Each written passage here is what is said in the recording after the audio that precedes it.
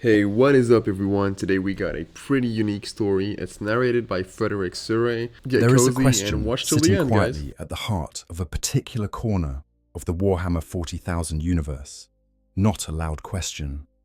Not one that comes screaming at you the moment you open a codex or scroll through a wiki entry at 2 in the morning. It is the kind of question that creeps up on you slowly, accumulates in the way that certain things in this universe tend to accumulate. Weight layering on top of weight until you look up one day and realize how much you have been carrying. It is the kind of question that builds over time, a nagging low warmth in the back of the mind, growing hotter the more evidence you gather, the more you look at the details and let them sit next to each other in the same mental space. And once you see it, once you really sit with it, almost once you allow the full shape of the implication to form in your imagination, you cannot look away. The pieces do not stop connecting themselves. The picture does not stop becoming clearer. The question is this: who are the Sons of the Phoenix really? On the surface, the answer seems straightforward enough. They are a chapter of the Adeptus Astartes. They are loyal servants of the Emperor of Mankind, which is the only kind of Space Marine chapter that the Imperium officially acknowledges. They are crusaders. They are warriors of the Ultima Founding, born during the darkest and most desperate hour the Imperium has faced in 10,000 years, descended from, according to all official records maintained by the Adeptus Mechanicus and the Administratum, the genetic lineage of Rogel Dawn and his Imperial fists. That is the official version. And yet their armor is the color of purity and priesthood, white as the vestments of a clergyman at high ceremony, white as the robes of a pilgrim who has walked 10,000 kilometers to kneel at the Emperor's tomb, white as something that has been deliberately, consciously purged of anything that could stain it. Their trim blazes gold like the icons of a cathedral, like the rings worn by cardinals, like the halo of light that illuminates the holy in religious art, stretching back to the deepest roots of human civilization. And across their right shoulder, their right gauntlet, their left knee plate, purple, deep, saturated, unmistakable purple, not a violet or a blue adjacent shade that might pass for something else in dim light. Purple. Or it's the kind of purple that has a specific name in the 10,000 years of history preceding this moment. The kind of purple that belongs to a legion now fallen, now twisted beyond recognition into something monstrous and magnificent and deeply, deeply wrong.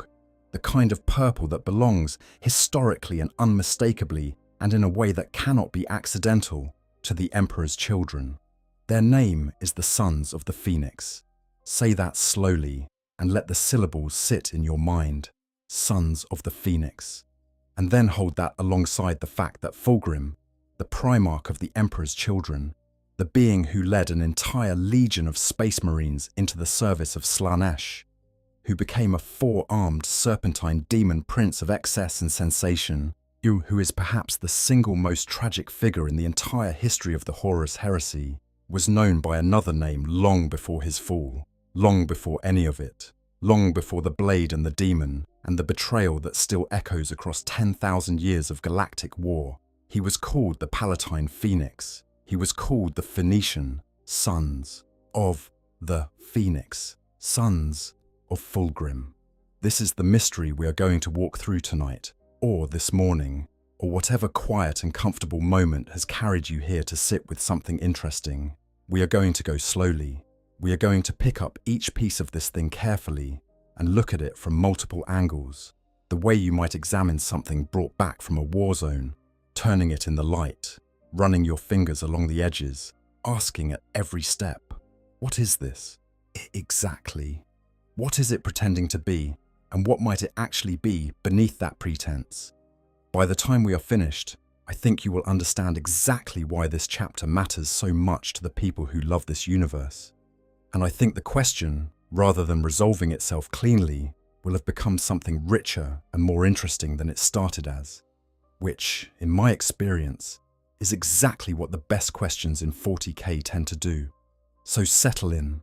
Let the world go quiet for a little while.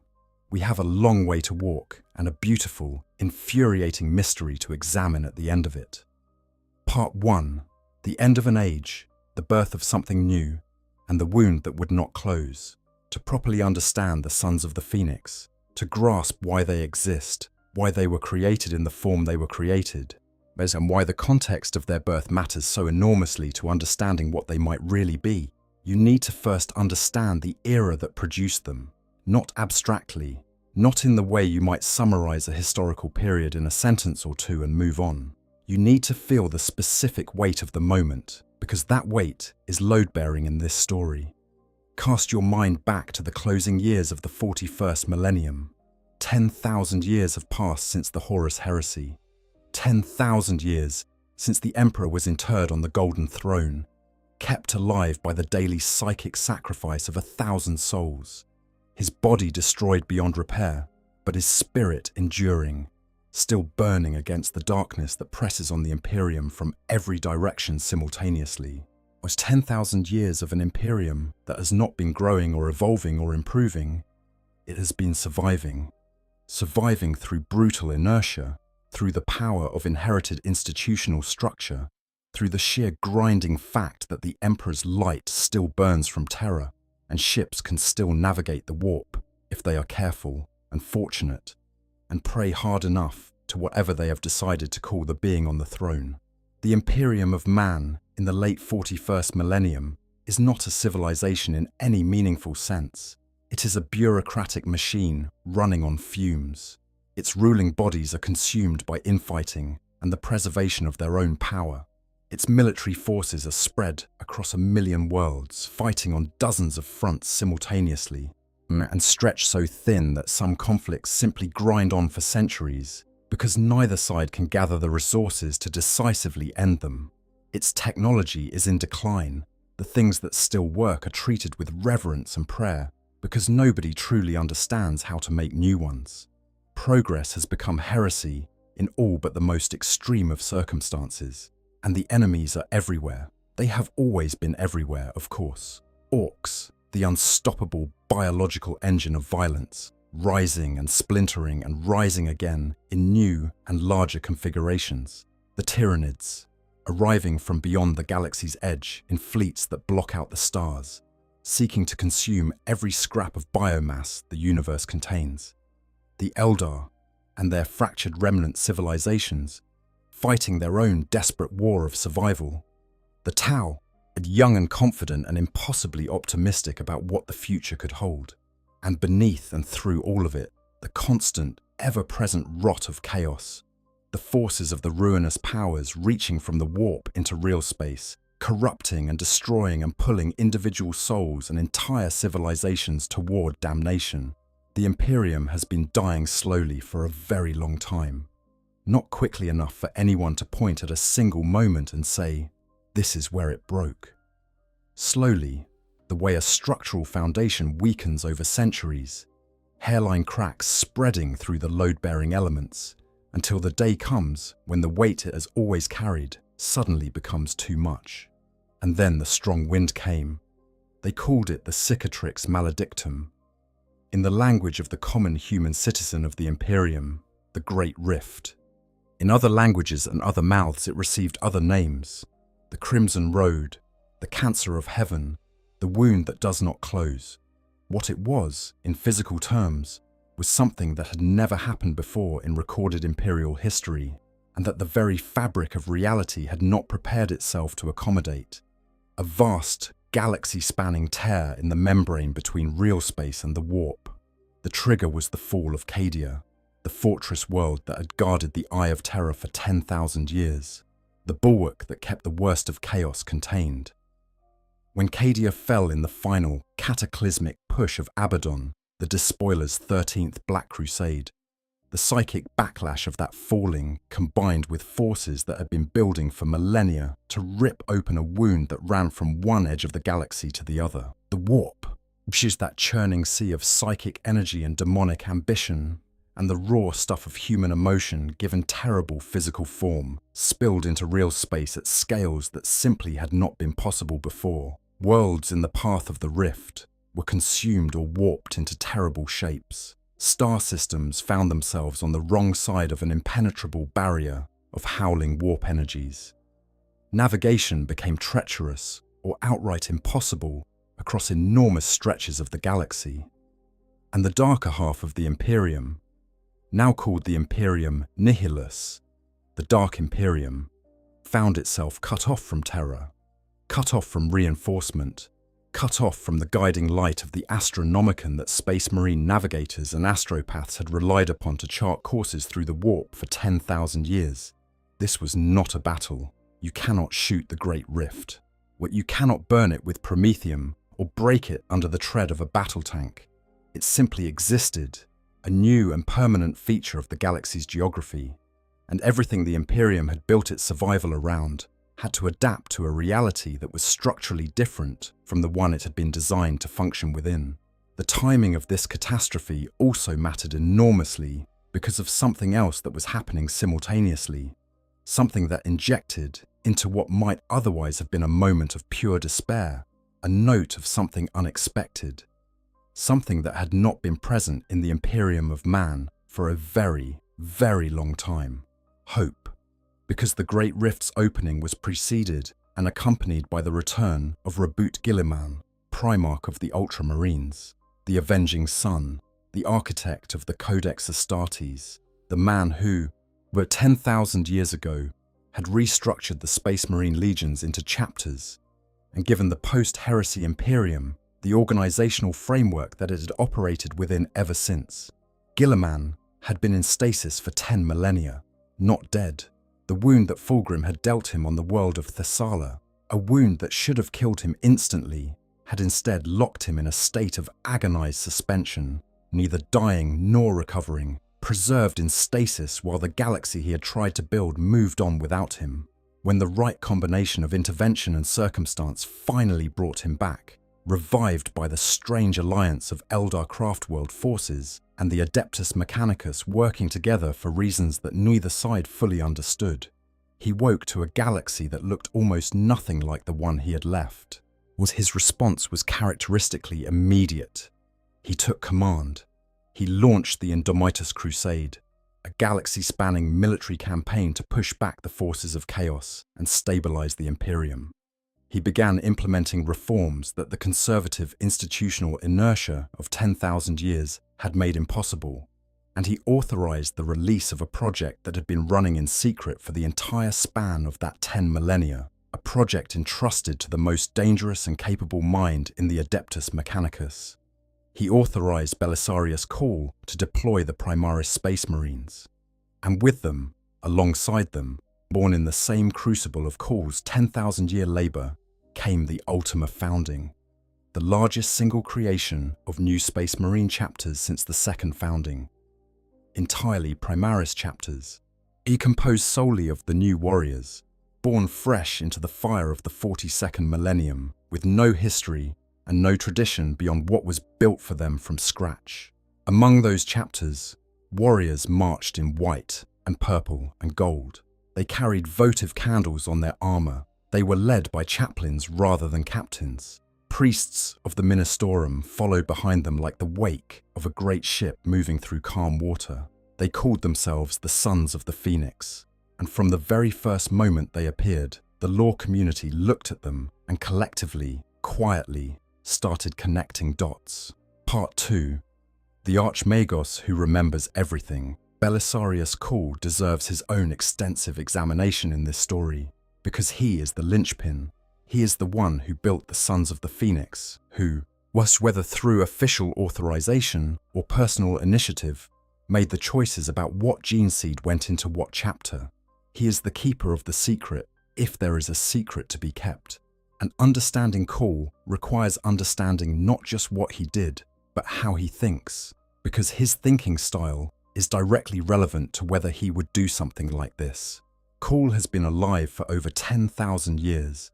This is worth letting settle, because it is easy to say and difficult to truly comprehend. 10,000 years. Before the Horus heresy began, before Horus himself began his slow corruption at the hands of the Chaos Gods, before any of the catastrophes that shaped the current universe, Cawl was already alive. He was a younger man then, a Magos of the Adeptus Mechanicus with ambitions that even his superiors found unsettling. But he was there. He saw the shape of the pre-heresy Imperium. He understood what the Emperor's children were before they became something terrible. He has maintained his existence across that span of time through means that are, even by the standards of the Adeptus Mechanicus, extreme. Cybernetic augmentation has replaced so much of his original biology that it would be difficult to definitively identify him as human in any meaningful biological sense. His consciousness has been distributed, backed up, rebuilt from partial records during periods when parts of him were destroyed. He has what amounts to a digital copy of himself, a limited simulation he calls the Cawl Inferior, that he uses to manage routine tasks and maintain continuity when the primary version of him is occupied with something more important. So the point of all this is not merely to establish that Cawl is old and technically impressive. The point is that a mind that has been operating continuously for 10,000 years, maintaining itself through cycles of damage and repair and gradual replacement, thinking and working and pursuing its research agenda across that entire span, that mind is not like other minds. It does not prioritize the same things. It does not weigh risks and benefits in the same way. It has seen enough to understand, with genuine certainty, that the short-term priorities of individual human lifetimes are almost vanishingly small compared to the patterns that only become visible across centuries and millennia. Cawl believes in the long game. He has been playing one since before any living person was born. As the task that Guilliman gave him before the Primarch fell into stasis was this: make something better, improve upon the Space Marine template, prepare warriors who would be ready when the darkness truly came.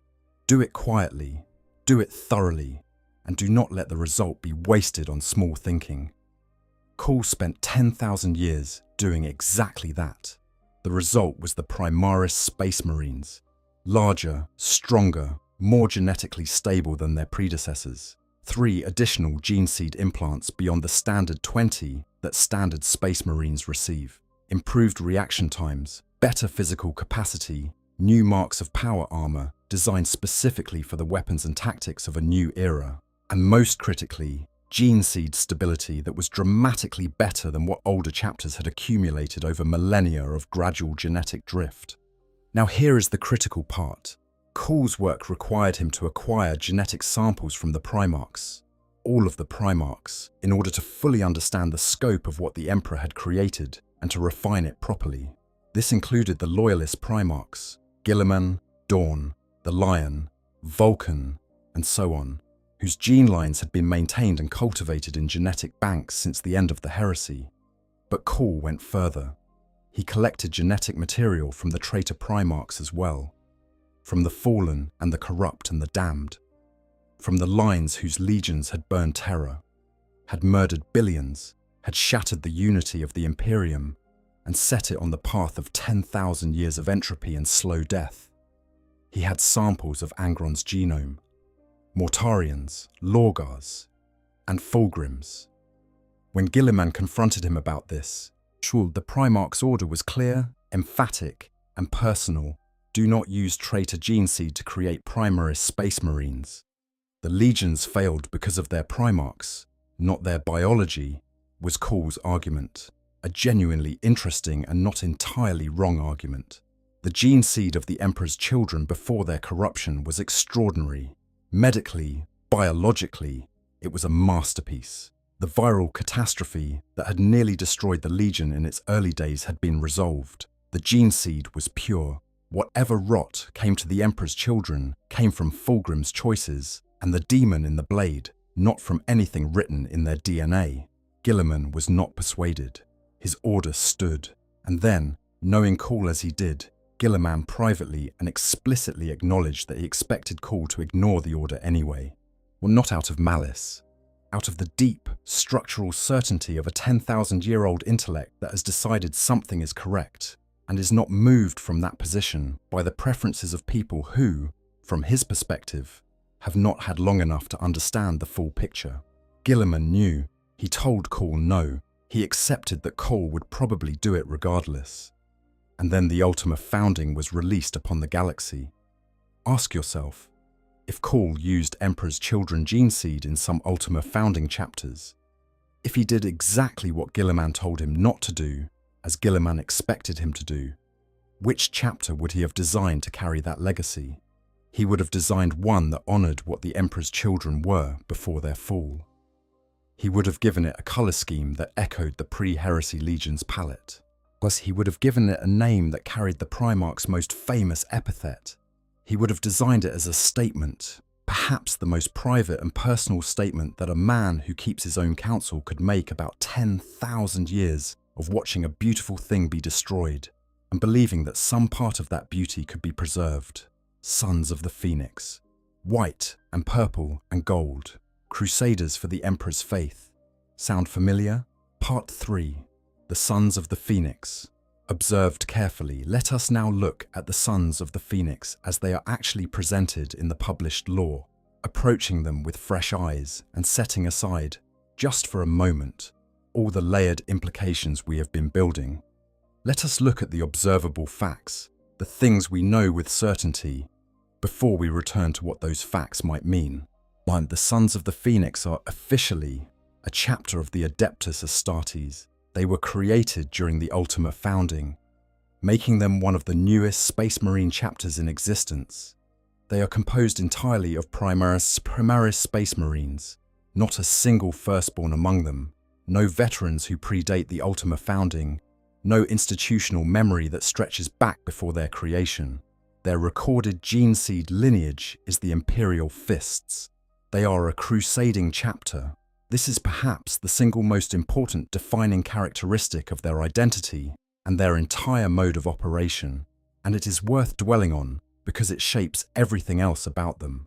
The Sons of the Phoenix do not have a homeworld in the conventional sense. Just they do not maintain a fortress monastery on a dedicated planet where recruits are drawn from local populations and veterans retire to become the institutionalized memory of an established community. They are always moving, always in the void between stars, always on the march toward the next objective, in a crusade that does not have a defined endpoint because its endpoint is nothing less than the glory of the Emperor, made manifest across every world that can still be reached. This crusading nature connects them, at first glance, to their official forebears. The Black Templars are the most famous of Rogal Dawn's crusading successors, a chapter that has been on perpetual holy war since its founding in the Second Founding, maintaining fleets of enormous size and committing warriors to hundreds of active crusades simultaneously. Yet the Sons of the Phoenix share this basic architecture of perpetual movement and perpetual war. They are fleet-based, they are always travelling. They are, in the language the Imperium uses for such things, a chapter that has committed itself to the crusading ideal as a fundamental expression of its identity rather than simply as a tactical option. But the specific character of their crusades is where the Sons of the Phoenix begin to diverge from Black Templar tradition in interesting ways. Their chaplains lead, not in the merely spiritual sense that chaplains always lead, firing the faith of the warriors, maintaining the ritual framework of the chapter's identity, speaking the prayers that center the mind before battle, and the words that honor the fallen after it. As the Sons of the Phoenix have organized their crusades around chaplain leadership at a level that is structurally unusual for a Space Marine chapter. The chaplains are functionally the guiding force behind the crusade's direction, its priorities, its pace. The reclusiarchs, the senior chaplains, hold a level of authority in this chapter's command structure that would be unusual in most others. What does it mean for a chapter to be led by its chaplains? It means the chapter's culture, its ritual practices, its accumulated sense of identity and purpose is in the driver's seat at all times. The chaplains are the keepers of who the chapter is, of what it believes, of why it fights. When the chaplains lead the crusade is fundamentally a cultural and spiritual project that also involves a great deal of violence, rather than being a military project that happens to be accompanied by spiritual practice. The Sons of the Phoenix fight for the Emperor, the way the deeply devout fight for anything, with their hearts engaged as fully as their arms, with the sense that every engagement is an act of devotion as much as an act of warfare. This is not cynical institutional religion, the kind that pays lip service to doctrine while pursuing other agendas. When the law describes these warriors as faithful, it means something, and the fruits of their faith are visible in how they operate. Their crusades are so impressive in spectacle and scale that they pave the way for the Imperial Creed to spread to new populations. But behind the Sons of the Phoenix come the Adeptus Ministorum, priests and confessors and deacons and lay ministers and pilgrims in the hundreds and thousands, moving in the wake of the warriors as water moves into the space a stone has cleared. The chapter's passage through space leaves worlds more fervent than it found them. It is evangelism at the end of a chain-bolt weapon, the kind of conversion that involves showing the uninitiated what the Emperor's angels of war look like up close and asking them if they would like to disagree. The fire matters. We keep coming back to this because the law keeps coming back to it. The Sons of the Phoenix build devastating firestorms against their enemies, whilst the Wars of Antipathy specifically established their reputation for this, for levelling spectacular conflagrations and then advancing through those very flames without hesitation. This is not a merely tactical preference for incendiary weaponry, though it is that too. It is something about the relationship between these warriors and fire itself. They do not fear it. They do not avoid it. They walk through it the way they walk through the enemy, with purpose, with faith, with the certainty that what is on the other side of the burning is worth whatever it costs to get there. Their armor is adorned in ways that speak of deep investment in presentation and display. Votive candles burn on their backpacks, actual flames, hides carried into battle on the backs of beings who wade through combat and explosions, and the full fury of whatever the Imperium's enemies can bring to bear. The candles burn in honor of the Emperor. They are a living flame, a portable devotion, a statement about what this warrior carries into every engagement. On their pauldrons, sanctus bones and imperial relics, fragments of the saints and the holy, displayed on power armor, the way a medieval knight might have displayed relics on his surcoat or his shield. Gold everywhere, the chapter badge, the pauldron trim, the company markings, all of it rendered in gold that catches the light and declares, "We are not ashamed of what we are. We are exactly what the Emperor's Imperium should look like, walking toward the enemy." This is a chapter that believes in being seen, in being recognized, which is in the visual impact of its presence matching the spiritual impact of its purpose. They are not subtle. They do not operate in shadow or trade in quiet efficiency. They arrive like a procession, like a statement, like a manifestation of something the Imperium is supposed to aspire to, but rarely manages to embody. All of this, considered in isolation, makes perfect internal sense. There is nothing about any of it that definitively points away from a loyal chapter of Dornian successors. Imperial Fist's gene seed does not prohibit any of this. The Black Templars, after all, are similarly devoted and similarly given to dramatic expressions of faith. But we are not considering it in isolation. We are considering it alongside everything else. Just part 4, the colours of a fallen legion and what they mean. There is a discipline that historians and anthropologists apply when they study how past cultures express themselves. The careful attention to what people chose to put on their bodies, because those choices are never random. Clothing and ornamentation and the deliberate coloration of things that represent the self are declarations. They are the most immediate and continuous statement a person can make about who they are, visible at all times to anyone who can see them. In the 40,000-year future of Warhammer, this principle applies with particular force to Space Marine chapters, because a chapter's colour scheme is its identity made physical and permanent. The yellow of the Imperial Fists, the black of the Raven Guard, the blood red of the Blood Angels, from the dark green of the Salamanders. These are not aesthetic accidents. They were chosen, maintained, treated as sacred, and transmitted from generation to generation as an unbreakable inheritance. To change a chapter's colours would be to change who it fundamentally is. So let us look very carefully at what the Sons of the Phoenix chose to put on their bodies and ask what those choices declare. The base is off-white, trending toward ivory or bone-pure white.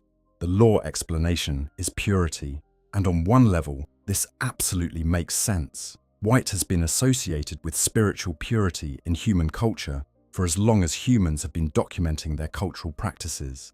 And in the Imperium of the 40th and 42nd millennia, that association has been reinforced and ritualized into the very fabric of religious practice. The sisters of battle wear white robes, priests wear white vestments. The iconography of the imperial creed returns again and again to white as the color of the cleansed soul, the purified servant, the one who has been made worthy of the emperor's regard. But here is something worth noting. The emperor's children, before they fell, also wore white, not as their primary color, but as an element of their parade palette, of their ceremonial presentation, of the appearance they wore when representing themselves to the emperor himself. The transition to imperial purple as their dominant color happened after Fulgrim's reunification with the Legion, but the white elements never fully disappeared from their aesthetic vocabulary. And the pre-heresy emperor's children, when they were at their most purely devoted, when they were, as in every sense of the phrase, the emperor's children, presented in white and gold, the Palatine Aquila, the emperor's own symbol that only the emperor's children had the right to bear, was rendered in those very colors. The gold trim and markings of the Sons of the Phoenix echo this immediately and exactly. Their chest, Aquila, blazes gold. Their pauldron trim blazes gold. Their company markings and squad specialty symbols, all gold. They have taken gold and made it the language in which they write everything about who they are, except the base color and the accent. Gold is the color of honor earned and displayed, of status achieved and made visible, of the willingness to say, in no uncertain terms, we have done things worth remembering, and we choose to remember them in the most precious metal available. What the emperor's children were like this too. Before the fall, the gold worked into their ceremonies, their awards, their displays of Legion achievement. It was everywhere, because they were a Legion that deeply believed achievement deserved to be acknowledged, that excellence should be recognized and celebrated, that the gap between merely acceptable performance and truly extraordinary performance was meaningful enough to commemorate in lasting form. And then there is the purple. Their right arm and shoulder is purple, their right gauntlet, the gauntlet on the hand that holds the weapon, the hand that reaches out to do violence in the Emperor's name. The most active and most visible expression of their warrior function is purple. Their left knee plate is purple. Would let there be no mistake about this. The purple of the Sons of the Phoenix is the same purple that the Emperor's children wore. Imperial purple, the specific, saturated shade that was the Third Legion's identifying color for the entirety of the Great Crusade. This is not a subtle reference. This is not a color that could easily be confused with something else.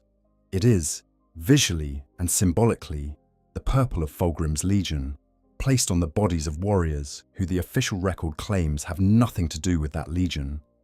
Why the weapon arm? Why the right arm specifically? The arm with which these warriors reach out and strike. Of all the places to put a distinctive color, why there? One possible reading. It is where they chose to carry the purple, because that is where it would be most visible in combat. Right arm forward, which weapon extended, the purple visible to whatever they are fighting and to everyone watching. A statement not just about who they are, but about what they are doing, that they strike in the colors of the Phoenix, that every blow they land is delivered in those colors, that the violence they do carries the weight of that heritage, whether or not anyone acknowledges it. This might be reading too much into a color choice, or it might be reading exactly the right amount.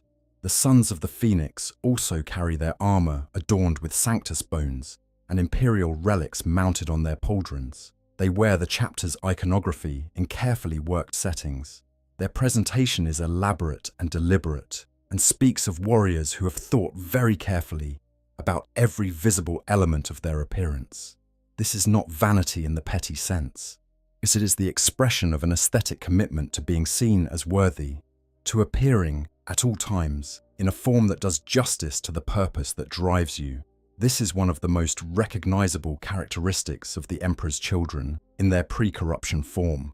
They were known across the Great Crusade for caring deeply about the quality of their presentation, the precision of their drill, the beauty of their formations. Other legions might appear in dusty armor after a long campaign and consider the dust a mark of honor. The Emperor's children maintained their armor with the same care that they maintained their battlefield performance, to a standard of excellence that other legions occasionally found excessive and that they found simply correct. The Sons of the Phoenix have channeled this same impulse into the language of the Imperial Creed.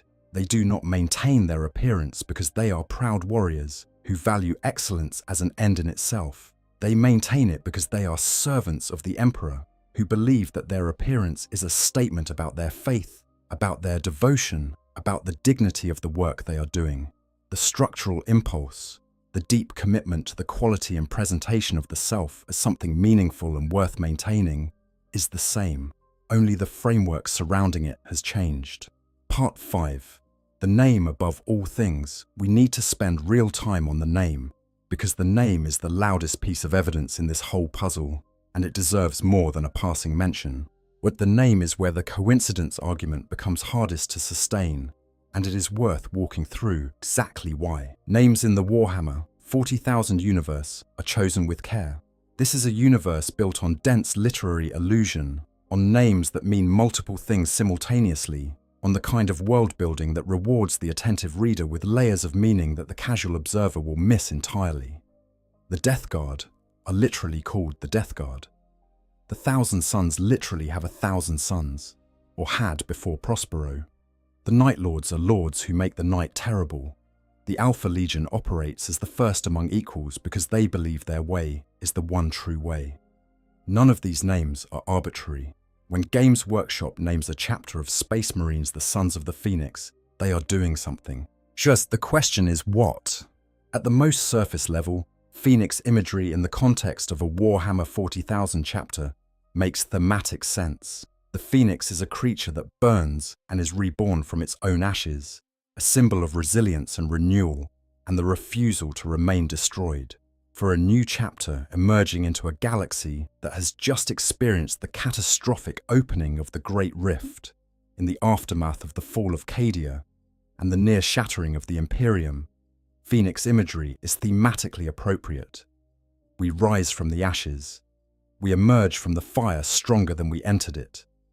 This is a message the Imperium needs, and a story a crusading chapter might legitimately tell about itself, but Fulgrim, Primarch of the Emperor's Children, was given the title Palatine Phoenix during the Great Crusade.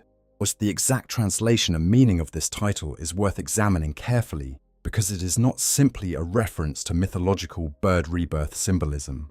The word Palatine, in Imperial usage, carries specific connotations of high status, of prestige, of connection to the highest levels of Imperial authority. The Palatine Aquila, the specific variant of the Imperial double-headed eagle that only the Emperor's children were authorized to bear, takes its name from the same root. Palatine Phoenix, the phoenix of the palace, the phoenix of the Emperor's closest and most trusted son. And the word Phoenician, which was Fulgrim's other common epithet, carries an additional layer. Josh Reynolds, writing about Fulgrim's character for the Horus Heresy Primarchs novel series, noted that the word has multiple meanings simultaneously.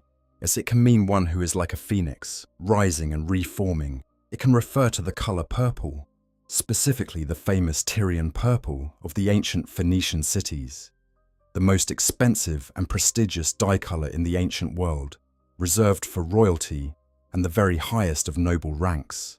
The Phoenician, the one who wears purple, the purple one. Fulgrim, who wore imperial purple, whose legion wore imperial purple, whose sons wore imperial purple.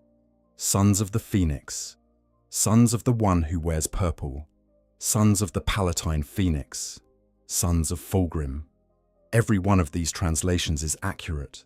Every one of them leads to the same place. The name of this chapter, held up against the light of Fulgrim's titles and the history of the Third Legion. Okay, look, I just want to step back for a second and give you my honest take on all of this, because I find this chapter genuinely fascinating in a way that not many Ultima Founding chapters manage to be. Most of the new Primaris chapters feel a bit thin on lore, right? Like they exist to fill a role, sell models, and that's about it. The Sons of Phoenix feel different to me, whether it was intentional from the start or whether Games Workshop looked at what Pastoral accidentally created and thought, yeah, we can do something with this. The end result is a chapter that rewards you for paying attention. Every detail connects to something deeper. The name, the colors, the way they fight, the enemies that specifically come after them, it all points somewhere. And personally, I think Cawl did it. I think he used Emperor's Children gene seed, and I think he named them exactly what they are. And I think he considers it his most elegant piece of work. That is just my read. The lore doesn't confirm it, but the lore absolutely invites it, and that invitation feels too deliberate to be an accident. But anyways, that's just my 2 cents. Reads as Let's a go back to the statement. video. Show whether that statement was intended by the in-universe creators of the chapter, whether Cawl chose this name as a declaration, as a hidden acknowledgement of what he had done, as a private monument to a legion he believed deserved to produce something better than what it produced. Or whether the name emerged from some other process, its meaning in the context of the Emperor's Children's history is unmistakable. There is an in-universe text, quoted in the community lore discussions, that describes the Phoenix as a creature from the forgotten myths of terror, a great bird of holy fire, a symbol born of sacred terror itself. In 40,000, when something is tied to terror, it carries the weight of the Emperor's own heritage. The Emperor is terror. The Imperium is terror, as everything sacred flows from that single point of origin and attempts to return to it. If the Phoenix is Terran, and Fulgrim, grown on chemos, finding his way back to his father's side, represents a return to terror, then the sons of the Phoenix are sons of something Terran and old and connected to the very roots of the Imperium. That is quite a lot of meaning to pack into a chapter name. Either it is an extraordinary coincidence that a Games Workshop designer happened to land on exactly the right combination of name and color scheme and aesthetic choices to map precisely onto the pre-heresy Emperor's Children, or the name was chosen because this chapter is, in some sense, exactly what it says it is. On to Part 6, The Emperor's Children, Before the Fall, a legion worth grieving. It would be an incomplete and in some ways dishonest treatment of this subject to discuss the Sons of the Phoenix as potential heirs to the Emperor's Children's legacy without first spending serious time on who the Emperor's children were before that legacy was destroyed. Because this is the entire point. The tragedy of the Third Legion is not that they were always corrupt. The tragedy is how far they fell from what they genuinely were at their best. The Emperor's Children began as one of the smallest and most damaged legions in the Great Crusade. A viral infection in their gene seed nurseries, occurring early in the legion's creation, destroyed the vast majority of the cultivated material. When Fulgrim was eventually found and reunited with his warriors, he discovered a legion that numbered barely 200 surviving Astartes. Other Primarchs had thousands at this stage. Some had tens of thousands. Fulgrim had 200. And from those 200, he built something extraordinary. He stood before his tiny legion and he made a demand, not a request, not an encouragement, a demand. That demand was simple in statement and staggering in implication. Be the best, not the best you can be on any given day, making allowances for fatigue and circumstance. Simply the best, full stop, without qualification, without acceptable exceptions. Every engagement fought at the absolute peak of what these warriors were capable of. Every decision made as well as it could possibly be made. Every aspect of the Legion's presentation, performance, and conduct held to a standard that other legions might consider unachievable, and that the Emperor's Children considered simply the appropriate minimum. The Emperor saw this in Fulgrim and his warriors, and he did something extraordinary in return. He gave them permission to bear the Palatine Aquila, his own personal emblem, the specific variant of the Imperial Eagle that the emperor himself wore. No other legion had this permission. No other legion was given this mark of the deepest trust. The emperor was saying, with this gesture, that the emperor's children embodied what he was trying to create, the living proof of concept for the kind of human warrior that the Great Crusade was supposed to be fought by. This matters for our story because it establishes a baseline. Before anything went wrong, the emperor's children were not simply loyal, they were the emperor's favorites. They were the ones he pointed to and said, "This is what I mean. This is what I am asking for when I ask for the finest warriors humanity can produce." In battle, they were devastatingly effective. The Leia campaign, the engagement on the serpentine alien world of Leren that would ultimately begin Fulgrim's corruption, was considered so difficult by the Adeptus Administratum that they estimated any attempt to subjugate the Leia would take over a standard decade.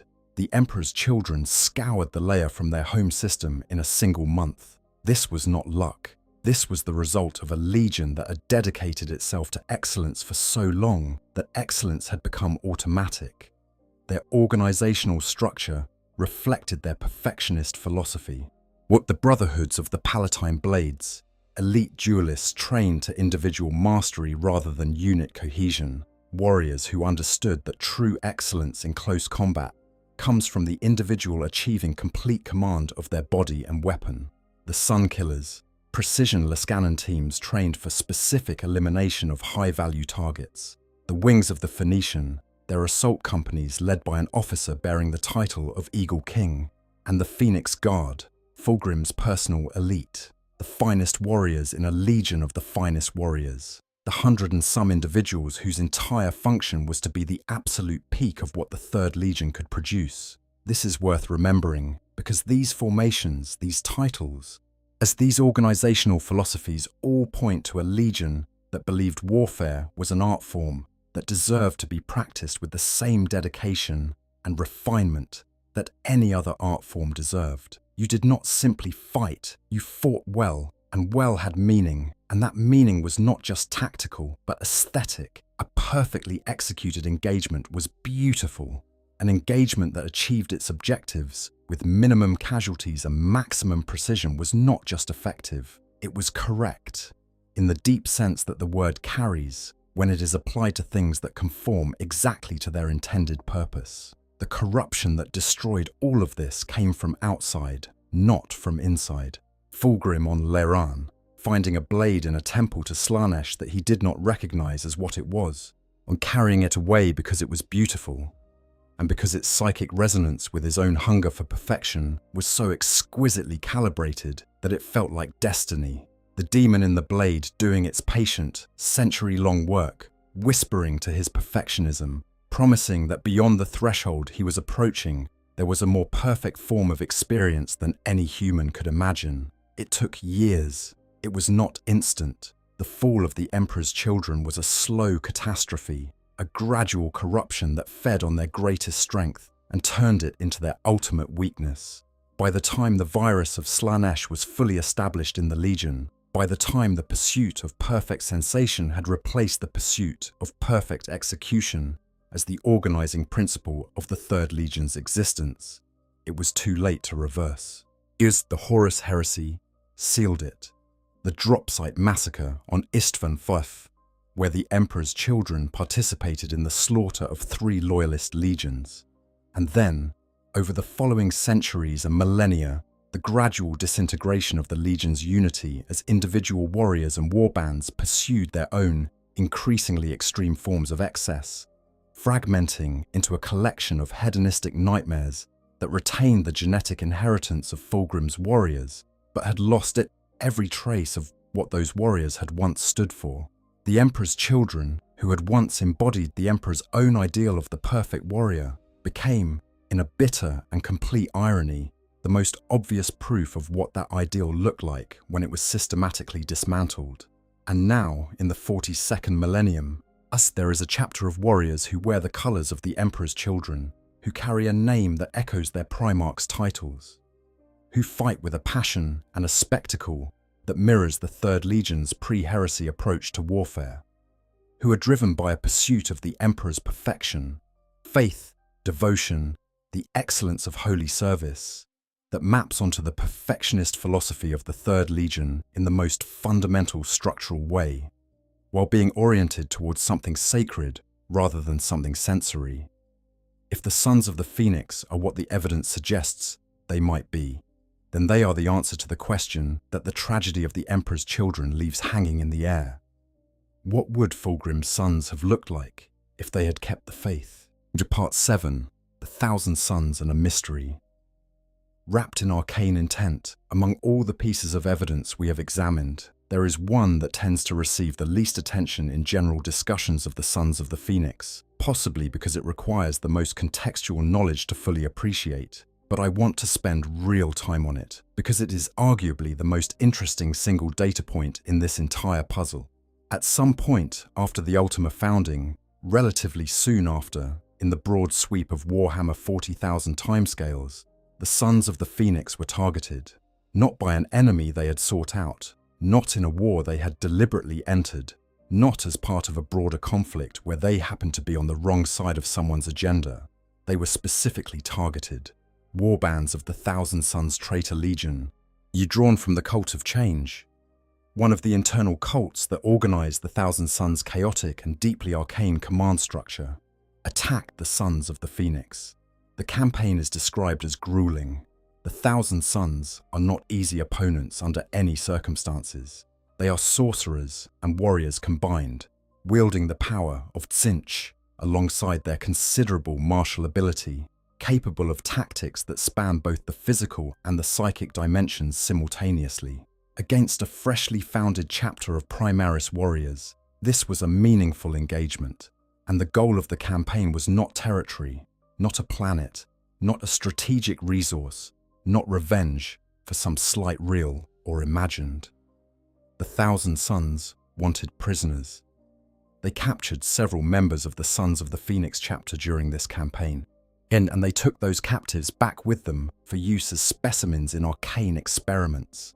The Thousand Sons wanted to study the Sons of the Phoenix, dissect that sentence very carefully, because every word matters. The Thousand Sons, a legion defined above all else by the hunger for knowledge, by the drive to understand things that other beings leave unexamined, by a psychic and intellectual capacity that in many ways mirrors and rivals the Emperor's own scientific legacy, chose the Sons of the Phoenix as the subject of a research campaign, not the Ultramarines, who are the most numerous and influential successors in the galaxy, not the Blood Angels, whose unique biological inheritance and accompanying psychic flaw would be fascinating to psychic researchers, not the Space Wolves, whose wild and deeply unusual gene seed is one of the most distinctive in the Adeptus Astartes. Not any of the older, richer, more thoroughly documented chapters. The Sons of the Phoenix. A chapter so new that the paint on their armor was practically still wet. A chapter with no established battlefield record, no long history of documented engagements, no extensive archive of tactical data that might make them a compelling military target for intelligence purposes. Why? There is an innocent explanation. The Thousand Sons wanted general research data on Primaris gene seed, and the Sons of the Phoenix were simply available. Being a brand new chapter with a relatively small profile might actually have made them easier to target than an established force with greater defensive infrastructure and institutional knowledge. This is possible, which it is also when you know anything about how the Thousand Sons and their patron Tzinch operate. Deeply unsatisfying. The Thousand Sons do not do things because they are convenient. They do things because they serve the longer and deeper purpose of acquiring knowledge that matters. Tzinch, the architect of fate, the god of change and scheming, and the long manipulation of causality itself. This is not a deity whose servants engage in research campaigns out of idle curiosity. When the Thousand Sons capture and study someone, it is because that someone represents a question they need answered. What question might the Sons of the Phoenix represent? If the Sons of the Phoenix carry Emperor's children gene seed, clean, pre-corruption, stabilized and reimplanted in loyal bodies by Cawl's 10,000-year project, then they represent something extraordinary to anyone who knows what they are looking for.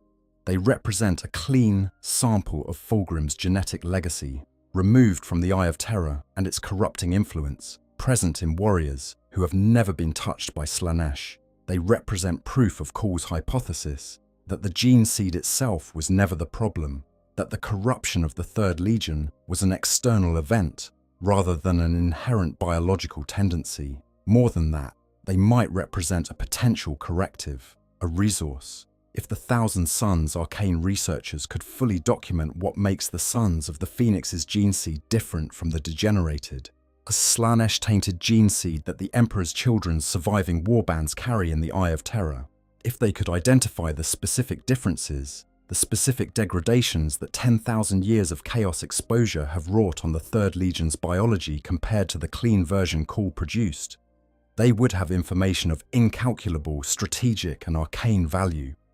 And there is something else to consider. Magnus the Red and Fulgrim had a relationship before the heresy. They were brothers, as all Primarchs were brothers, but they were brothers who understood each other in a specific way. Both of them led legions that went far beyond standard martial excellence. Magnus into the realm of psychic knowledge and forbidden power. Fulgrim into the realm of sensory and physical perfection. Both of their legions fell, through different mechanisms, but with comparable catastrophic results. In some ways, the falls of the Thousand Sons and the Emperor's children are mirror images of each other. Two legions consumed by the same basic dynamic of a greatest strength becoming a fatal weakness. If Magnus, or his sons who maintain the research traditions he established, knew that clean Emperor's children gene seed existed in a loyal chapter, the intellectual curiosity alone would have been enough to launch an expedition, not to corrupt the Sons of the Phoenix, not to conscript them into chaos service, simply to know, to have the data, to understand what was in those bodies and what it meant. This is the Thousand Sons. This is what they do. And they chose the Sons of the Phoenix as the subject of their very first major campaign against a newly founded Ultima founding chapter. Part 8, The Great Rift, the Scattered Flame, and what it all means. The Great Rift did not simply change the galaxy in general. It changed specific chapters in very specific ways. And the consequences for the Sons of the Phoenix are, in the context of everything else we have examined, almost poetically on point. The Sons of the Phoenix are a crusading chapter, organized entirely around movement. Their fleet is not transportation, it is identity, purpose, home. For the Sons of the Phoenix, the fleet is everything. They have no homeworld to retreat to, no fortress monastery sunk into the rock of a dedicated planet, no fixed point in the galaxy that is permanently theirs. And the fleet is where they live, where they sleep, where they drill and pray and prepare and remember. It is the physical container of everything they are. The Great Rift's opening scattered them. Individual ships and task forces found themselves cut off from the rest, pushed apart by the catastrophic warp energies that the Cicatrix Maledictum released, unable to navigate back to the chapter's main body because the routes no longer existed or were too dangerous to attempt. Companies found themselves alone in corners of the galaxy they had not intended to be in, with uncertain communications and no clear path home, because home was wherever the chapter was gathered, and the chapter was no longer gathered anywhere. This is a peculiar kind of loss, not the loss of a world or a population, the loss of coherence. That the Sons of the Phoenix scattered by the Great Rift are still the Sons of the Phoenix. Each individual warrior and each small force still carries within them everything that makes the chapter what it is. The gene seed, the rituals, the faith, the commitment to crusade and fire and the Emperor's glory. None of that has been destroyed, but the whole has been broken into pieces. What do? They keep crusading. This is perhaps the most revealing detail in the entire chapter's documented lore, not because it is surprising, but because of what it says about the specific character of the Sons of the Phoenix.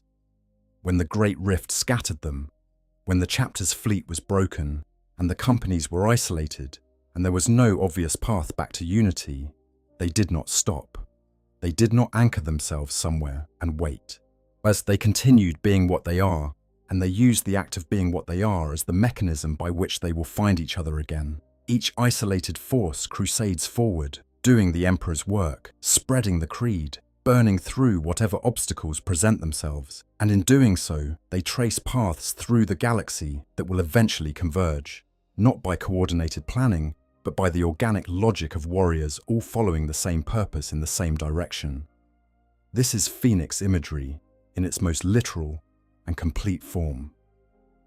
The fleet was consumed by the fire of the Great Rift, and now the sons of the Phoenix rise from that fire, gathering their scattered sparks back into a single flame, refusing to accept that being broken means being destroyed. Consider the irony of the Great Rift's origin. What the cicatrix maledictum was caused, at least in part, by the accumulated weight of demonic incursion and chaos corruption over 10,000 years, culminating in the fall of Cadia and the catastrophic release of warp energy into real space. Among the forces that contributed to this catastrophe, among the demon primarchs whose power fed the growing wound in reality, was Fulgrim, the four-armed serpentine demon prince that Fulgrim became. Active in the galaxy and participating in the broader war against the Imperium, was one of the forces that helped make the Great Rift possible. Fulgrim's demon form helped tear the galaxy open, and that tearing scattered the warriors who might be his sons, the clean, loyal, devoted version of what his legion might have produced if it had kept the faith. Yes, there is something in that sequence that functions almost like a statement about the nature of things in the 40,000 universe. The monster that Fulgrim became, acting through 10 millennia of corruption, created the very catastrophe that tested the things that remained of what he once was. Whether the sons of the Phoenix survived that test, whether they managed to reconstitute themselves, to gather their scattered companies back into a unified force, capable of continuing their crusade, is a story that is still being told. Part 9, the Vigilus campaign and the galvanizing presence. The War of Beasts on Vigilus gives us our most extensive documented look at the Sons of the Phoenix operating at scale, and it is worth examining in detail because the specific character of their impact on that conflict tells us something important about what they are. Vigilus is strategically significant in the most existential possible sense. It sits within the Nachmund Gauntlet, one of the very few stable corridors of traversable space through the Great Rift. If Vigilus falls, if the forces of chaos manage to close the gauntlet, the two halves of the divided Imperium become functionally separated. The Imperium Sanctus and the Imperium Nihilus, already desperately different in their circumstances and resources, would become genuinely isolated from each other. This cannot be allowed to happen. The Sons of the Phoenix deployed 6 companies to Vigilus. 6 companies for a chapter that has already had its fleet scattered by the Great Rift. Almost a chapter that cannot be at full strength under any current circumstances. This represents a significant commitment. They chose Vigilus. They chose this fight. And their deployment to the Hyperia hive sprawl, one of the massive industrial city sprawls that covered significant portions of Vigilus's surface, had a specific and documented effect on the defenders already present. The Vigilant Guard, the local Imperial Guard forces who had been holding Vigilus against escalating threats for an extended period, and the Adepta Sororitas, who fought alongside them, both experienced something when the Sons of the Phoenix arrived. The lore uses the word galvanized, not relieved. That would be the word if the Sons simply added numbers to a fight that was being lost from attrition. Galvanized, energized, or transformed from a passive or defensive state into something active and forward-moving. This distinction matters. The Sisters of Battle are not easily galvanized by the mere arrival of reinforcements. The Adepta Sororitas are some of the most devout and psychologically hardy warriors in the Imperium's arsenal. They fight through faith in a way that is literal, not metaphorical.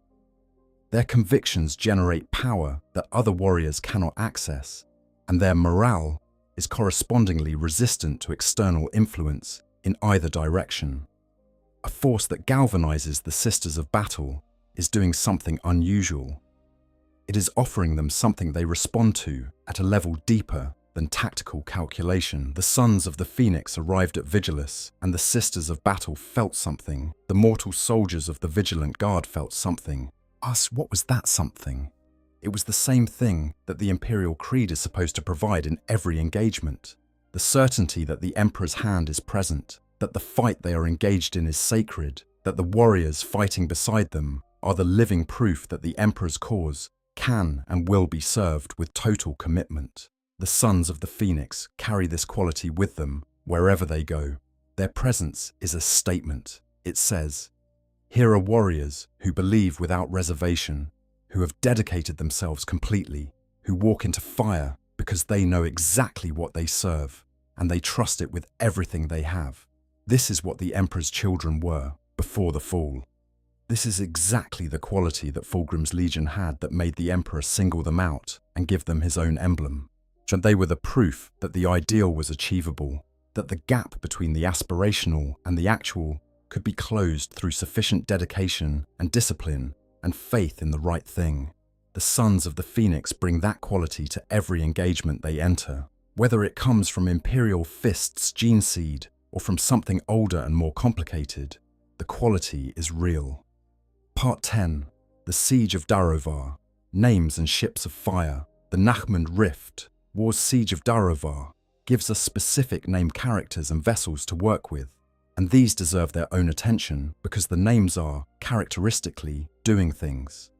Between 180 and 250 battle brothers from 3 companies participated, the 3rd, 4th and 6th, commanded by Captains Badron Akat and Nicol Arishat. The Reclusiarch Tanithos Isabel was also present, again, a senior chaplain in a command role, not a support role.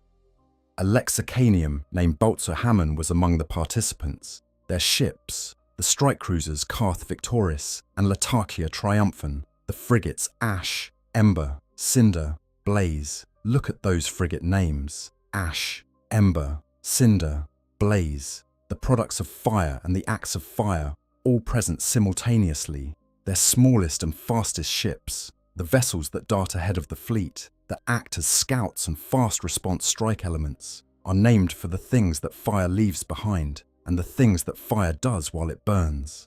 Ash is what remains after burning. Ember is the long-burning residue that seems cold but still holds heat. Cinder is the fragment of burned material, still carrying the memory of what it was. Blaze is the act of burning itself, in its most energetic and complete form. These are the names of a fleet that has thought very carefully about its relationship with fire as a concept, not just as a weapon, as something that defines the chapter, that runs through their identity at every level, from the largest strike cruiser to the smallest frigate, from the golden letters on their pauldrons to the candles burning on their backpacks.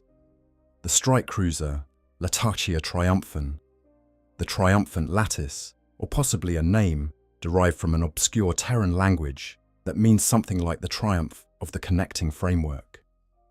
This carries its own resonance. The chapter is scattered, their fleet broken, their connections to each other interrupted. But the triumph they seek is the triumph of reconnection, of gathering the scattered elements back into a whole. Yes, the Latakia Triumphant names that aspiration, and the Carth Victoris, the victor of Carth possibly, or simply the victorious one in an unspecified prior engagement. Victory is in the name of the ship that carries their senior officers into battle. That is a declaration. Part 11. The real-world creator and the question of authorial intent. At some point in any honest examination of this subject, we have to step outside the in-universe frame and address the real-world origin of the Sons of the Phoenix, because it is relevant to how we interpret everything we have examined. Maxime Pastorel is a miniatures designer at Games Workshop, employed there since 2012. He is the person who created the Sons of the Phoenix as a chapter, who designed their color scheme, who wrote their initial lore description, who gave them their name and their aesthetic philosophy. He introduced them in the White Dwarf magazine issue of October 2017 as part of a feature showcasing how to create your own Space Marine chapter using the new Primaris Marines. In his blog post, and the White Dwarf article explaining his design decisions, Pastorell described his intent. He wanted to create a chapter with a strongly religious character, a crusading force with the pageantry of an imperial religious procession. He chose white for ecclesiastical associations, purple as a contrasting accent with clerical resonance, and gold for ceremony and flamboyance. He noted that white and purple are genuinely used in the vestments of certain real-world religious traditions, the Catholic Church among others, and that this was a conscious reference. But he wanted to explore the visual universe of imperial religiosity as expressed through Space Marine armor. When the community pointed out, loudly and immediately, that his color scheme mapped almost exactly onto the pre-heresy Emperor's children, Pastorell acknowledged the resemblance and indicated, as best as can be documented from the available sources, that it was coincidental. He had not been deliberately creating a secretly Emperor's Children lineage chapter. The religious color theory happened to produce a result that rhymed with Fulgrim's Legion. This is where the real-world story becomes interesting in its own right. Because after that initial White Dwarf appearance, Games Workshop made a decision. They looked at the Sons of the Phoenix, at the name, at the colors, as at the community's immediate and strong reaction to the Emperor's Children parallels. And they decided to put this chapter into official published lore, not to quietly adjust the color scheme or rename them something less suggestive, not to add a disclaimer somewhere in the text making clear this was purely coincidental, and the Imperial Fist's gene seed was definitely not contaminated. They published the chapter, gave them battle history, gave them a role in Vigilus Defiant and the Nachmund Rift war supplements, and let the questions sit there in the lore, open and unresolved. Games Workshop does not publish lore accidentally. The editorial and lore teams reviewed this chapter. They saw the Emperor's Children parallels. It would have been genuinely impossible for them not to. I'm given that the community had spotted them the moment the White Dwarf was in people's hands. And they said, this is fine, this is in the lore now. More specifically, they designed the Thousand Suns encounter in a way that specifically highlights the Sons of the Phoenix as an object of arcane research. They chose, of all the traitor legions in the galaxy, the one that was closest to the Emperor's Children in both origin and history. They wrote a story where the chapter that might be Emperor's Children's successors was targeted specifically for study by the sorcerous sons of Magnus the Red, who was Fulgrim's brother, and who would have unique reasons to be interested in what clean Emperor's Children gene seed might look like. This is not the behavior of a creative team that has dismissed the community's interpretation as a misreading. So this is the behavior of a creative team that saw the interpretation, understood it, and decided to feed it rather than defuse it. Why? The most likely reason is the best reason, because the question is better than any answer. An open question generates perpetual engagement, perpetual discussion, perpetual investment from the community. A confirmed answer closes the conversation. An ambiguous chapter, whose identity sits in the productive tension between what the official record claims and what the evidence suggests. That is a chapter that people will be talking about for as long as the universe continues to expand. Games Workshop is very good at this. The Blood Ravens and their mysterious Gene Father, the Dark Angels and their endless cycle of secrets and internal politics, from the Space Wolves and the question of what their unique gene mutations ultimately mean for their future. The 40,000 universe is full of doors that are slightly ajar, and the Sons of the Phoenix are one of the most beautifully constructed examples of this technique. Part 12. Weighing the evidence. A careful assessment. We have now covered a great deal of ground. Let us stop and look at the full shape of what we have assembled, because it deserves to be considered whole. The name Sons of the Phoenix directly and unmistakably echoes the titles Palatine Phoenix and Phoenician, Fulgrim's two most famous epithets. This is not a distant or abstract connection. The word Phoenix appears in Fulgrim's titles, and it appears in this chapter's name. When the in-universe meaning of the word is traced through Fulgrim's cultural context, what it produces Sons of Fulgrim as a direct translation. The color scheme, off-white, imperial purple and gold, maps with startling specificity onto the pre-heresy Emperor's children's palette. The three colours, in the same general proportions and relationships, applied to a Space Marine chapter that officially has nothing to do with the Third Legion. The combat philosophy, aggressive forward movement, emphasis on fire as a weapon and as a symbol, preference for spectacular and visually impactful engagements over careful defensive warfare, aligns much more closely with the Emperor's children's pre-heresy approach than with the characteristically stoic and siege-focused traditions of the Imperial fists. The aesthetic philosophy, the elaborate decoration, is the commitment to the quality and presentation of every visible element of their appearance. The sense that how you look while fighting is as important as how you fight, mirrors the Emperor's children's perfectionist approach to self-presentation in a faith-based register.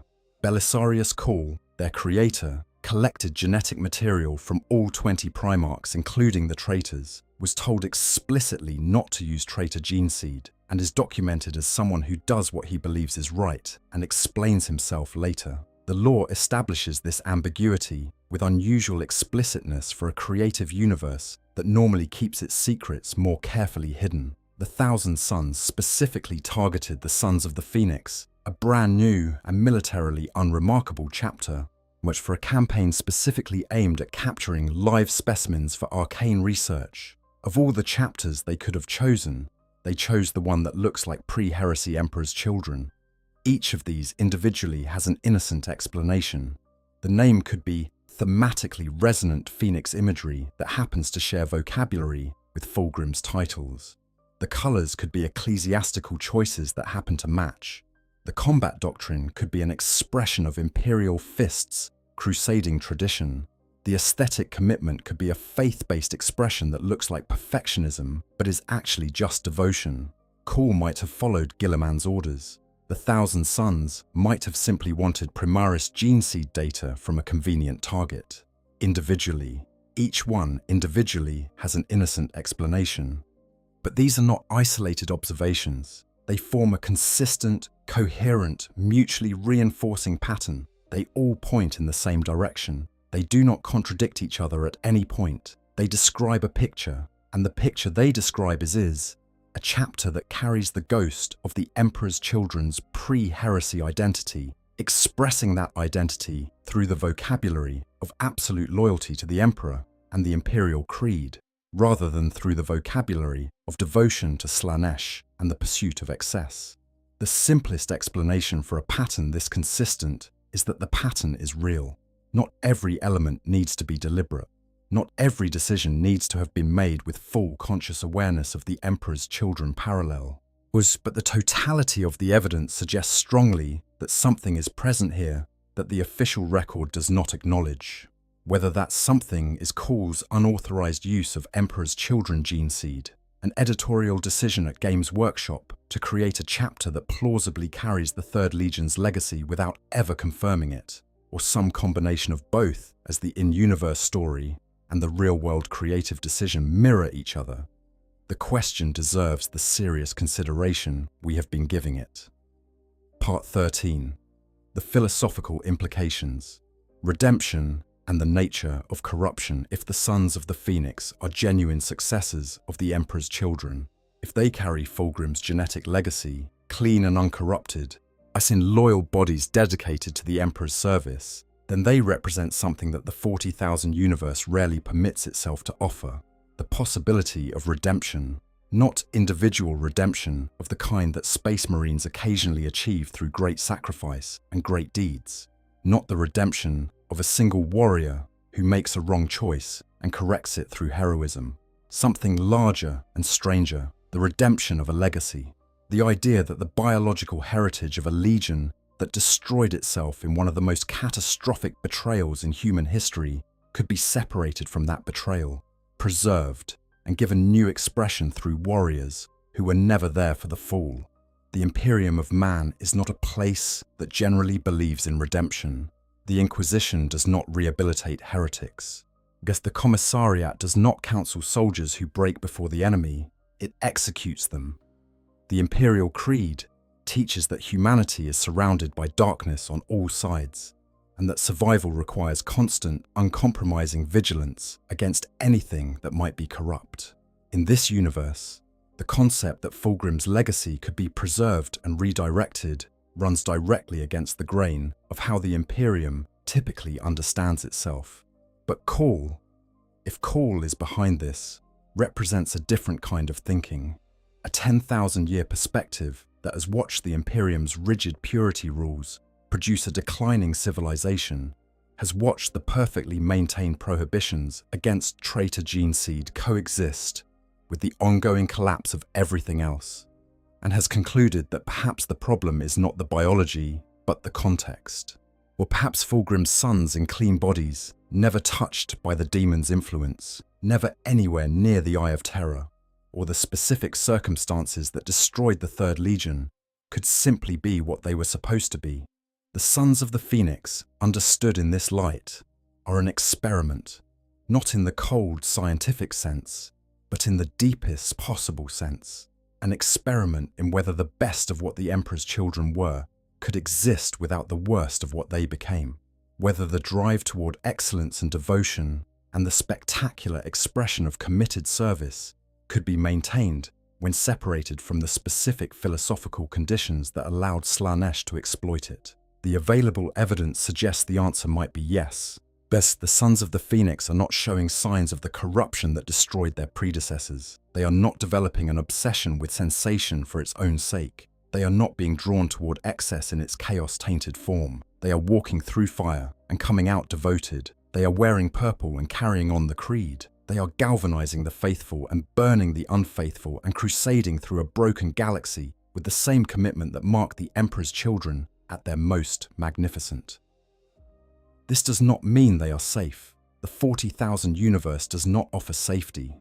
The corruption of the Emperor's children happened gradually over years and decades of incremental compromise. The Sons of the Phoenix are young. They are barely into the first century of their existence. As if their gene seed carries any of the same vulnerability that the Third Legions ultimately did, the same relationship between the perfectionist drive and the promise of perfect sensation, they have not yet had time to encounter that vulnerability in a form that challenges it. But so far, they are holding. They are the Sons of the Phoenix, rising from the fire. And so far, they are rising loyal. Part 14. What the community has made of it. It would be incomplete to tell this story without acknowledging the community that has surrounded the Sons of the Phoenix since their debut in October 2017. The painters and players and theorists and lore enthusiasts who have been living with this question for years and who have produced their own body of interpretation and engagement with it. The community response to the Sons of the Phoenix was, from the very beginning, characterized by a particular kind of knowing delight. The moment White Dwarf hit stands with Pastorell's article, the Warhammer 40,000 community started talking about the Emperor's Children connection. Reddit threads appeared. Forum discussions emerged. The fan wikis documented the resemblance with their characteristic dry humor, noting, with barely restrained glee, that GW had apparently been very subtle about this. The hobby community, in particular, embraced the Sons of the Phoenix with an enthusiasm that speaks to how meaningful the Emperor's Children connection is to a lot of people. The Emperor's Children are a beloved faction. They carry an enormous amount of narrative weight in the Horus Heresy era specifically, and their pre-fall versions are genuinely one of the most interesting and sympathetic of the legions. Painting them in their full corrupted post-fall form is a specific hobby experience that requires engaging with some quite visually extreme Slaaneshi imagery. But the Sons of the Phoenix offer something different, the opportunity to paint what the Emperor's children might have been, or still could be, in a form that is unambiguously loyal and devotional. The overlap between people who love the Emperor's Children's pre-heresy aesthetic and people who love Crusader-style Space Marines with heavy Imperial Creed imagery was large enough to give the Sons of the Phoenix a dedicated and passionate player base that was, proportionally, quite large for such a recently and sparsely documented chapter. People were not just painting them, and they were writing their own extended lore, imagining what it might mean if the gene seed theory were true. creating characters and narratives that lived in the productive tension between the official record and the implied truth. This is the community that the Sons of the Phoenix generated, people who wanted to think about what the Emperor's children could have been, and found in this chapter a vehicle for that imagination. That community response is itself evidence of something, that the design hit something real, that it touched a genuine longing in the fandom for a version of the Emperor's children's story that did not end in damnation. Part 15. Where they stand now and where they are going. In the ongoing narrative of the 42nd millennium, the Sons of the Phoenix are still in motion, their fleet is still scattered, as their companies still dispersed, their missions still ongoing with the added urgency of trying to reconstitute their own coherence, while simultaneously fulfilling their crusading purpose. They are present at the significant conflicts: Vigilus, the Nachmund Rift War, and the Siege of Darov. These are not peripheral engagements. They are among the most strategically significant conflicts of the current era, and the Sons of the Phoenix have chosen them, or been chosen for them. The distinction is interesting, because a scattered chapter has less ability to make centralized strategic choices about where to commit its forces. The companies that show up at these crucial flashpoints are showing up because they judged, individually and locally, that these were where the Emperor's work most needed to be done. Each company, as operating independently, made the same category of choice. Go where the fire is hottest, where the need is greatest, where the Emperor's presence is most needed. This is a kind of distributed coherence, not organized by a central command structure, but by a shared identity so strong and a shared set of values so clear that independent units arrive at the same kinds of decisions. The Sons of the Phoenix are scattered, but they are not incoherent. They know what they are. The future of the Sons of the Phoenix in the lore is genuinely open. There is no established endpoint, no narrative trajectory that Games Workshop has publicly committed to. They could remain in this liminal space, loyal, active, productive, and perpetually mysterious, for as long as the creative team finds it more interesting to leave the question open than to answer it. The history of 40,000 suggests this could mean decades, or something might change. The Great Rift might offer an opportunity or a crisis that forces the question to the surface, an encounter with Emperor's children warbands in the Eye of Terror, where the parallels between the two forces become impossible to ignore, even in universe. A revelation from Cawl, forced out of him by circumstances beyond his control, or calculated and timed by him for maximum effect. A discovery within the chapter itself, when a warrior or a chaplain or a librarian encounters something that makes them ask questions about their own heritage that the official record does not answer. These are stories that have not been told yet. Was the Sons of the Phoenix are a chapter in the middle of their story, not at its beginning or its end. What comes next is genuinely unknown. Conclusion. The question worth asking here, at the end of our long walk through the evidence, the history, and the implications, I want to return to where we started. The question, who are the Sons of the Phoenix really? We do not know. The law does not confirm. The law does not deny. The official record says Imperial Fist's successors, and the evidence we have examined at length says something more complicated and more interesting. But I want to suggest that the question itself is the point. The Sons of the Phoenix were designed, whether deliberately or through the productive convergence of coincidence and editorial choice, to be a chapter about whom the question never fully resolves. Was they exist in the productive uncertainty between what the record claims and what the evidence suggests. They are, in that uncertainty, doing something useful for the universe they inhabit. They are asking what the Emperor's children might have been.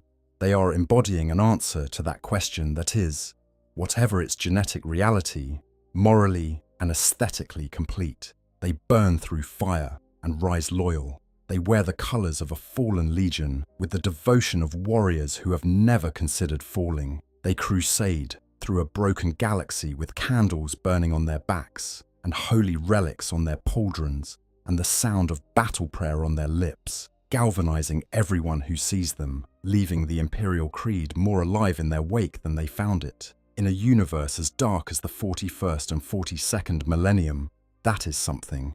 Almost in a narrative as committed to the grimness and the unrelenting weight of a galaxy in perpetual war as Warhammer 40,000, a chapter that might be the Emperor's children, who kept the faith, is an act of imagination worth having, worth thinking about, worth the time we have spent on it tonight. Whether you believe they carry Fulgrim's gene seed or not, the Sons of the Phoenix are a chapter that asks, what would the Third Legion have looked like if they had never stopped being who they were at their best? And then, quietly, beautifully, it answers, probably something like this. From the fires of war we rise. If this deep dive into one of 40k's most compelling mysteries settled something in your mind or stirred something new, then it did what it was supposed to do. This universe rewards the patient and the curious. And there is no better place to spend a quiet hour than walking through the beautiful, unanswered questions it leaves behind. A like on this video helps more people find their way to conversations like this one. And if you want to be here for the next time we go walking in these spaces, subscribe so you do not miss what comes next. These stories do not stop being interesting just because we have finished talking about them for now. They keep unfolding the way the best lore always does. Until next time, take care of yourselves. The galaxy is dark enough without us adding to it. End of script. Extended reflection. The Rogel Dawn connection and why it doesn't quite fit. There is something we have been dancing around throughout this entire discussion.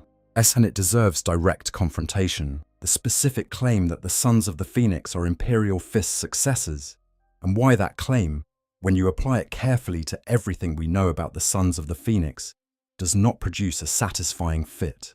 Rogel Dawn is one of the most clearly and consistently characterized Primarchs in the entire Warhammer 40,000 canon. He is a man of stone. He is severe, stoic, unsmiling in almost every account of his appearance and personality. He believes in duty with a completeness that borders on the joyless, not because he lacks passion, but because his passion expresses itself entirely through the act of doing what must be done, without flourish, without ceremony, without the theatrical element that some of his brothers brought to their leadership. Dawn's greatest campaign, yet in many ways the definitive expression of who he was the defense of the Imperial Palace during the Siege of Terror. He did not attack. He built walls. He fortified. He converted every possible advantage of terrain and architecture into a killing ground designed to exact maximum cost from the enemy for every meter of ground gained. He was, in the truest sense of the word, a defender, a builder of fortresses who understood that the best offense is sometimes a defense so completely overwhelming that your enemy breaks themselves against it. His successors broadly reflect these qualities. The Imperial Fists themselves are known for their siege warfare expertise, their ability to build and break fortifications at a level that no other chapter can match. The Crimson Fists are known for their stubborn refusal to accept defeat, even in the face of catastrophic losses. The Black Templars are the outlier, crusading rather than defending, but even they channel their heritage through the lens of righteous aggression, of relentless forward pressure, of absolute refusal to back down, quiet intensity, grim determination, the grinding, enduring kind of loyalty that does not need to be theatrical because its depth is evident in the simple fact of never stopping. Does this describe the Sons of the Phoenix? Their crusades are impressive in spectacle. Their battles are designed to leave transformative impressions on everyone who witnesses them. Their arrival galvanizes people. They fight with fire and advance through it with the specific quality of drama that fire provides, the visual impact, as the theatrical weight, the elemental power. They wear elaborate ornamentation on their armor and carry votive candles burning in the wind of combat.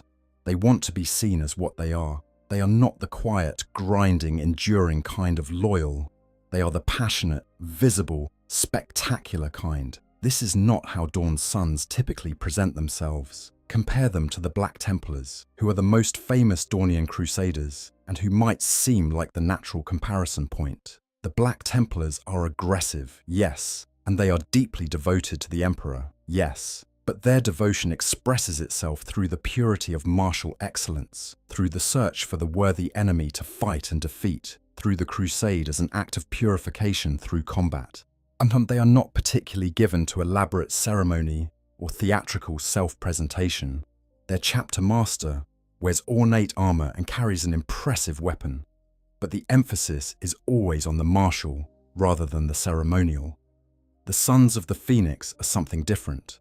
They are warriors, yes, but they are warriors for whom the act of warfare is also an act of religious expression, an act of beauty in the service of the sacred, an act whose meaning includes its visual and emotional impact on observers as well as its tactical outcomes. They care about how they are seen fighting, not just whether they win. This is much more consistent with the Emperor's Children's pre-heresy philosophy than with anything in the Dornian tradition. Fulgrim's Legion believed that warfare was an art form, just as they believed that excellence in battle included excellence in the aesthetic dimension of battle. They did not simply defeat their enemies. They defeated them in a way that was correct, that was worthy of the Legion's standards, that served the ideal of perfection, not just mechanically, but experientially. The Sons of the Phoenix have translated this impulse into religious language, but the structure underneath, the belief that how you do the thing matters as much as whether you do the thing, that excellence is a quality that encompasses both effectiveness and beauty, that structure is Emperor's Children, not Imperial fists. This does not prove that their gene seed is from the Third Legion. Character and aesthetic philosophy can develop independent of genetic heritage, but it is another thread, another point in the pattern, another piece of the picture that aligns more naturally with Fulgrim's legacy than with Dorne's.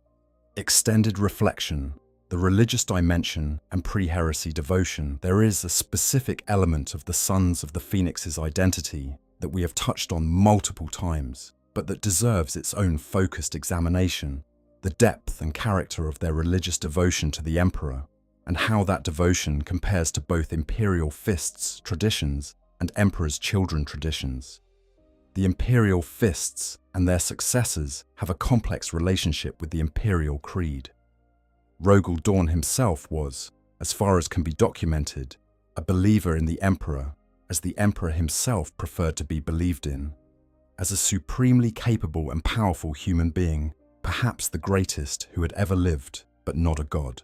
What the pre-heresy era was not the era of the religious Imperium. The imperial truth, the official ideology of the Great Crusade, was a form of secular empiricism. The universe was real, it could be understood.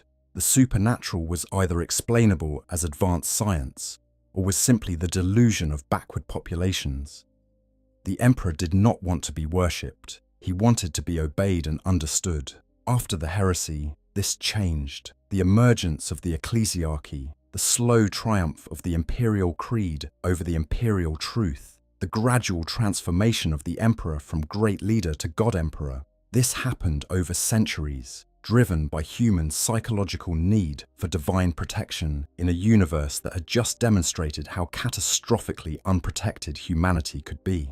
By the time the 41st millennium comes around, the Imperial Creed is completely dominant, and most Space Marine chapters have at least nominal relationship with it, even if their specific theology varies widely.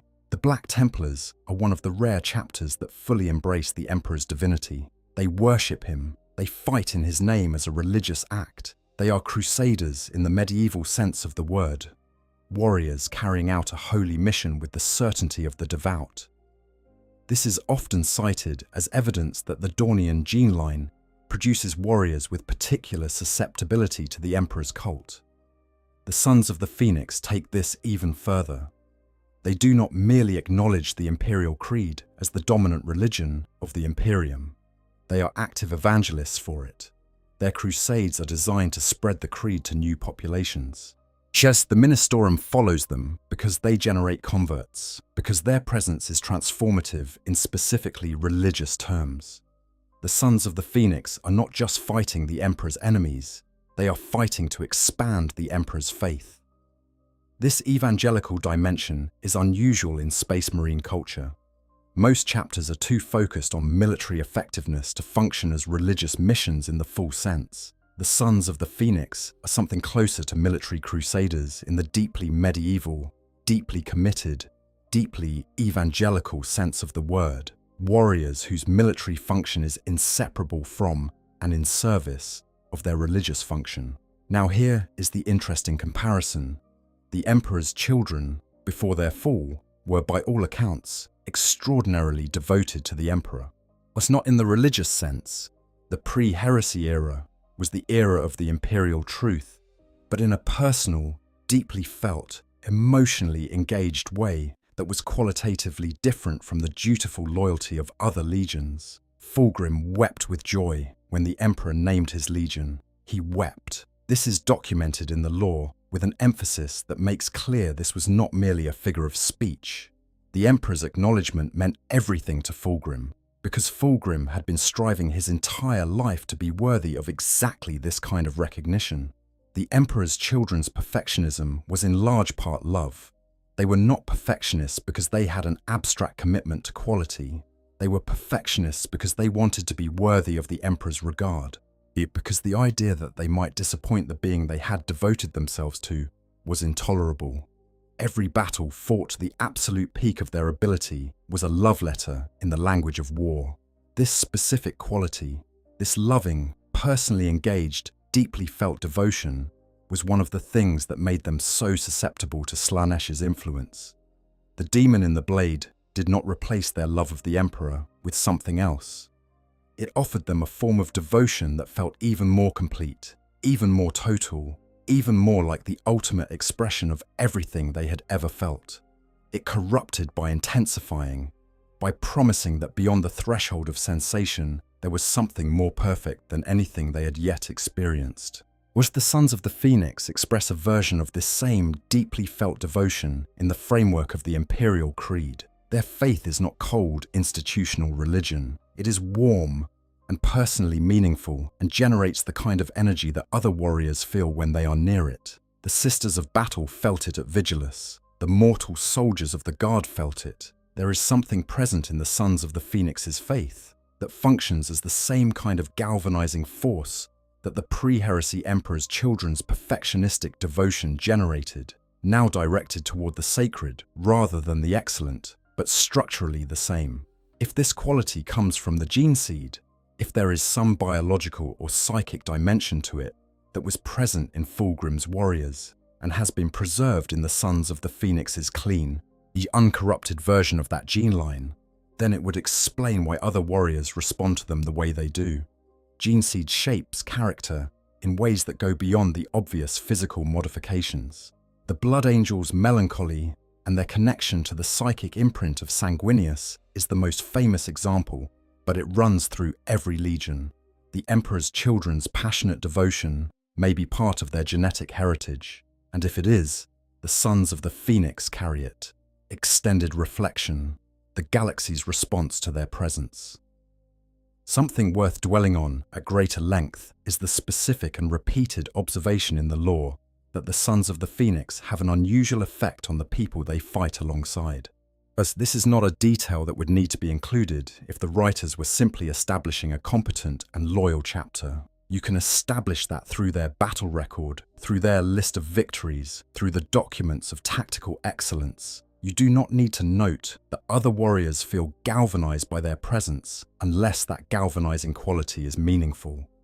At Vigilus, the Vigilant Guard and the Adepta Sororitas experienced something when the 6 companies of the Sons of the Phoenix arrived.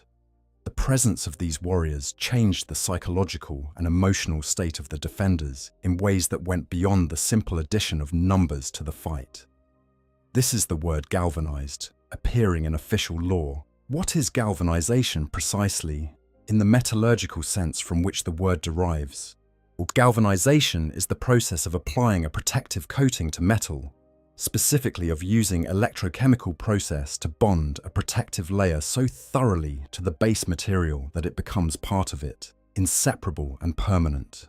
In common usage, to galvanize a group of people is to shock or excite them into sudden activity, to apply an energizing force that transforms passive or defensive orientation into active, forward-moving engagement. The Sons of the Phoenix galvanized defenders who had been in a holding pattern, who had been surviving rather than advancing, who had been weathering a siege rather than breaking one. After the Sons of the Phoenix arrived, the Vigilant Guard and the Sisters of Battle moved forward. The quality of the fight changed. This is extraordinary, and it bears thinking about carefully. Whilst the Sisters of Battle are the most devout warriors in the Imperium's arsenal, their faith is not a description of their general attitude. It is a literal source of power that manifests in their armor and their weapons and their ability to survive things that should kill them.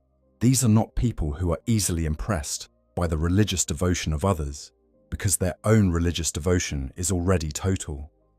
And the Sons of the Phoenix galvanized them. What does it take to galvanize a Sister of Battle? What quality would a Space Marine chapter need to possess for the Sisters to feel something change when they arrived? Probably not tactical capability. The Sisters are capable enough not to feel transformed by the presence of competent allies. Are probably not sheer numbers. 6 companies of Space Marines is significant, but not a game-changing strategic resource in a war of the scale of Vigilus. The most likely answer is that the Sisters of Battle recognized something in the Sons of the Phoenix's faith, something that resonated with their own, deeply and personally, in a way that changed how they felt about the war they were fighting. Something that said, these warriors carry what we carry, at the same depth, with the same completeness. We are not alone in this. The Emperor's children, before their fall, had this quality too. They generated a response in the people around them that was about more than military competence.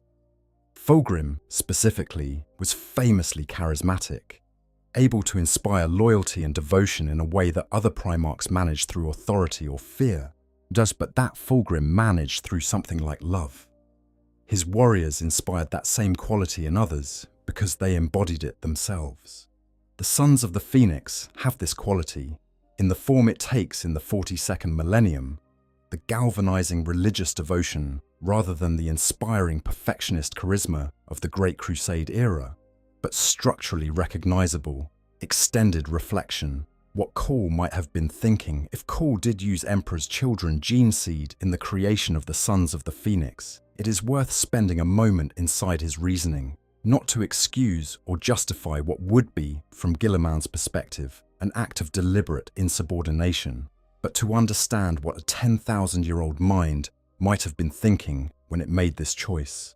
Cawl has watched the Imperium for 10,000 years, and he has seen things that no one else alive has seen. He was present, in some form, at some remove, during the events of the Horus Heresy itself. He has had 10 millennia to think about what went wrong and what might have gone differently. He has also, presumably, thought a great deal about the Emperor's children, about a legion that was, before the corruption, the Emperor's own favourite. The legion the Emperor himself pointed to and said, "This is what I mean." About a legion that was destroyed not by an inherent flaw in its design, but by a specific, catastrophic external intervention at a specific moment in its history. About a genetic legacy that, in isolation from that intervention, represented some of the finest biological engineering the Emperor had ever produced. Cawl is a man who hates waste. But he hates waste the way only someone who has watched enormous amounts of valuable things be destroyed through preventable causes can hate it. 10,000 years of watching the Imperium's resources squandered, its knowledge lost, its genetic legacy degraded through the strict adherence to rules that were designed for a situation that no longer exists. This produces a very specific kind of frustration in a very specific kind of mind. The rule against using traitor gene seed was designed for the second founding, for the immediate aftermath of the heresy, when the corrupted legions were still a raw wound, and the idea of using their genetics to create new warriors was genuinely terrifying. Understood in that context, the rule made complete sense. It still makes sense as a general principle, but the Emperor's children's gene seed, be preserved in stasis vaults on Terra since the end of the heresy, isolated from the Eye of Terror for 10,000 years. never exposed to the kind of warp corruption that has degraded the Chaos Legion's active gene seed to the point of dysfunction. That is not the same thing as harvesting fresh gene seed from a noise marine who has been bathing in Slaanesh's influence for millennia. It is, in Cawl's terms, something closer to preserved historical material, a sample from before the catastrophe, untouched by what the catastrophe produced. The question Cawl asked himself probably was, what is actually wrong with this? What specific mechanism makes this gene seed dangerous that does not apply to any of the 9 loyal gene lines? The genetic analysis would have revealed that the pre-heresy emperor's children gene seed was not corrupted, and that there was nothing in the biology that inherently pointed towards Slaanesh, that the corruption of the Third Legion was an external event, inflicted upon warriors who had no inherent biological tendency toward it, by a demon that exploited their character rather than their genetics. If the danger is not in the gene seed, then using it is not dangerous. It is simply using a resource that happens to come from a chapter that made very bad choices under circumstances that the new recipients of that gene seed will never encounter in the same form.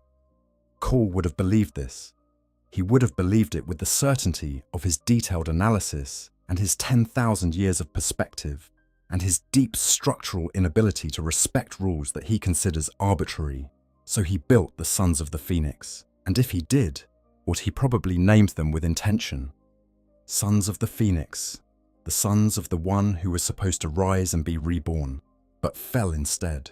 The sons of the Phoenix mythology without the Phoenix's corruption, the sons of Fulgrim without the demon, the sons of what the Emperor's children should have been.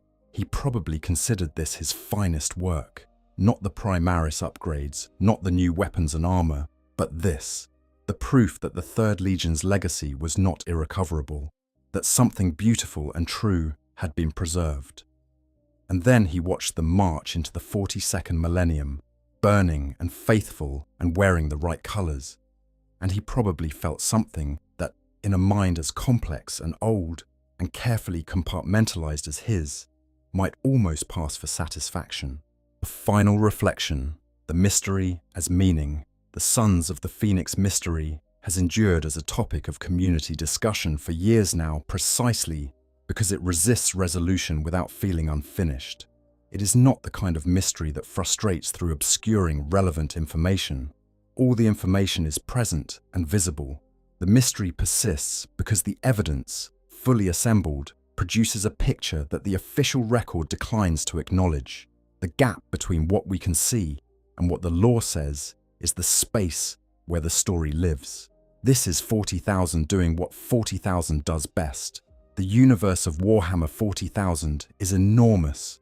Thousands of years of history, thousands of worlds, thousands of individual stories, most of which will never be fully told because the scale of the setting makes complete documentation impossible. In that context, there is enormous creative value in the deliberate ambiguity, in the questions that are left open, the secrets that are kept, the histories that remain officially unacknowledged while being strongly implied. The Blood Ravens wonder about their gene father. The Dark Angels maintain secrets that have been running for 10,000 years without full resolution. The Horus heresy, which seems like it should be fully documented history, contains events and decisions whose full context remains debated by in-universe scholars and out-of-universe fans alike. The 40,000 universe is a place where you can spend decades exploring and still find new doors that are slightly ajar. The Sons of the Phoenix are one of those doors, and the particular door they represent, the question of whether Cawl secretly built the Emperor's children anew, are loyal and clean and devoted, in a chapter designed to carry that legacy in the most beautiful possible form, is a door that opens onto something genuinely hopeful. In a universe that is famously committed to the principle that there is only war, that hope is scarce, and victory is temporary, and darkness is eternal.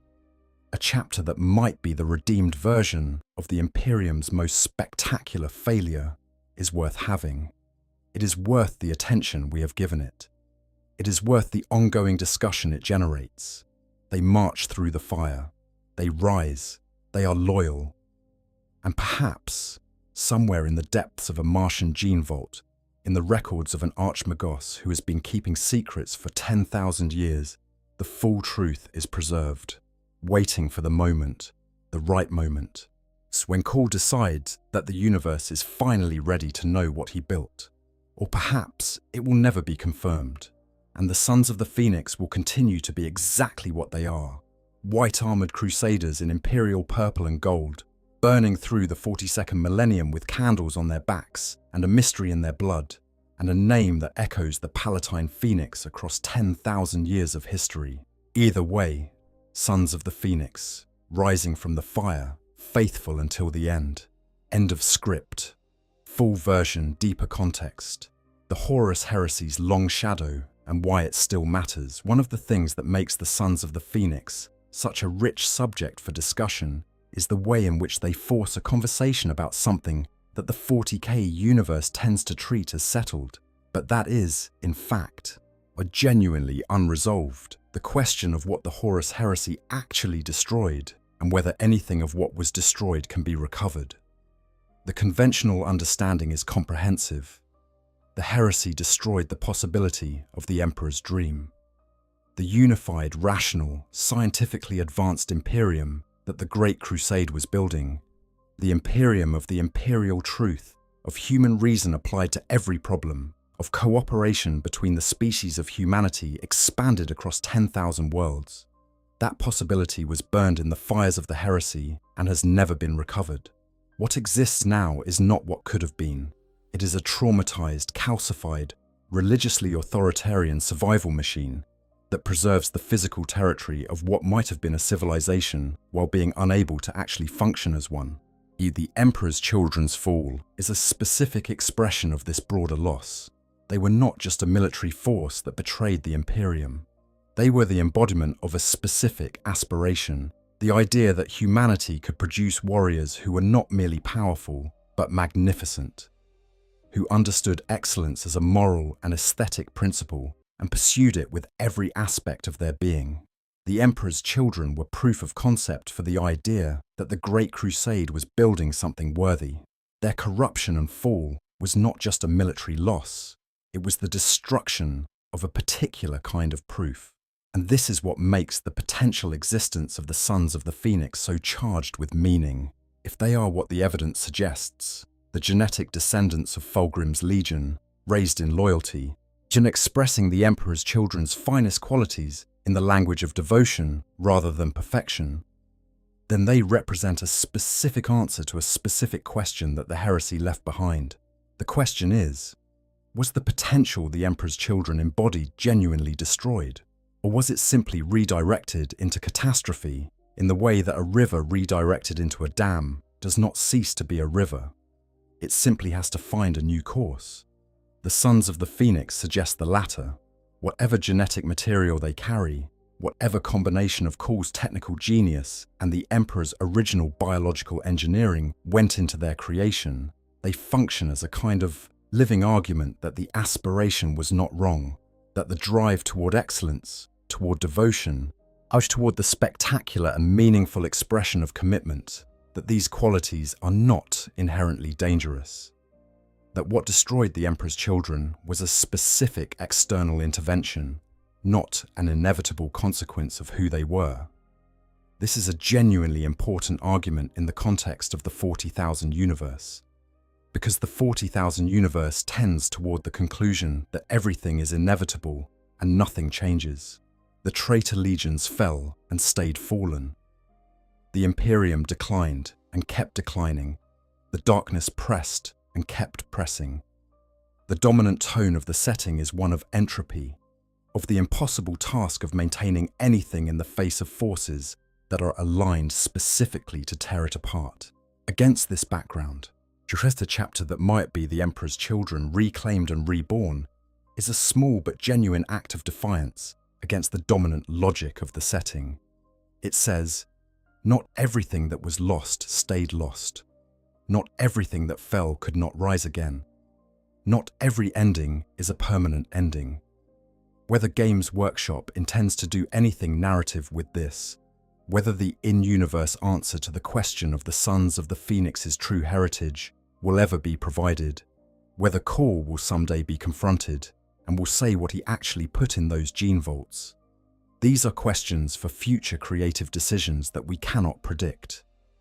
What we can say is that the potential is there, the story is there, the possibility is there, and possibility, in the grim darkness of the far future, is worth an extraordinary amount. Most the specific texture of their faith, how they are different from other crusaders. The Sons of the Phoenix are not the first Space Marine chapter to organize themselves around the concept of crusade. The Black Templars have been at it for 10,000 years. Various other chapters take up crusading in specific periods, responding to particular threats, fulfilling particular vows, carrying out particular missions that require extended fleet deployment rather than homeworld defense. The crusade, as a form of chapter organization and as an expression of chapter identity, is not unique to the Sons of the Phoenix. What is specific to the Sons of the Phoenix is the particular texture of their faith and the specific relationship between that faith and their military function. For the Black Templars, crusading is primarily a military act that is religiously motivated. The mission is combat. The reason for the combat is religious, to purge the unholy, to spread the Emperor's dominion, to prove the chapter's dedication through the ordeal of perpetual war. Faith drives the mission, but the mission itself is understood primarily in military terms. Enemies to defeat, worlds to liberate or reclaim, skulls to add to the enemy's body count. There is beauty in their commitment, but it is the beauty of a weapon that has been perfectly maintained and is used with total dedication. The Sons of the Phoenix are different in a way that is difficult to articulate precisely, but becomes clear when you look at the outcomes of their crusades. The Ministorum follows them.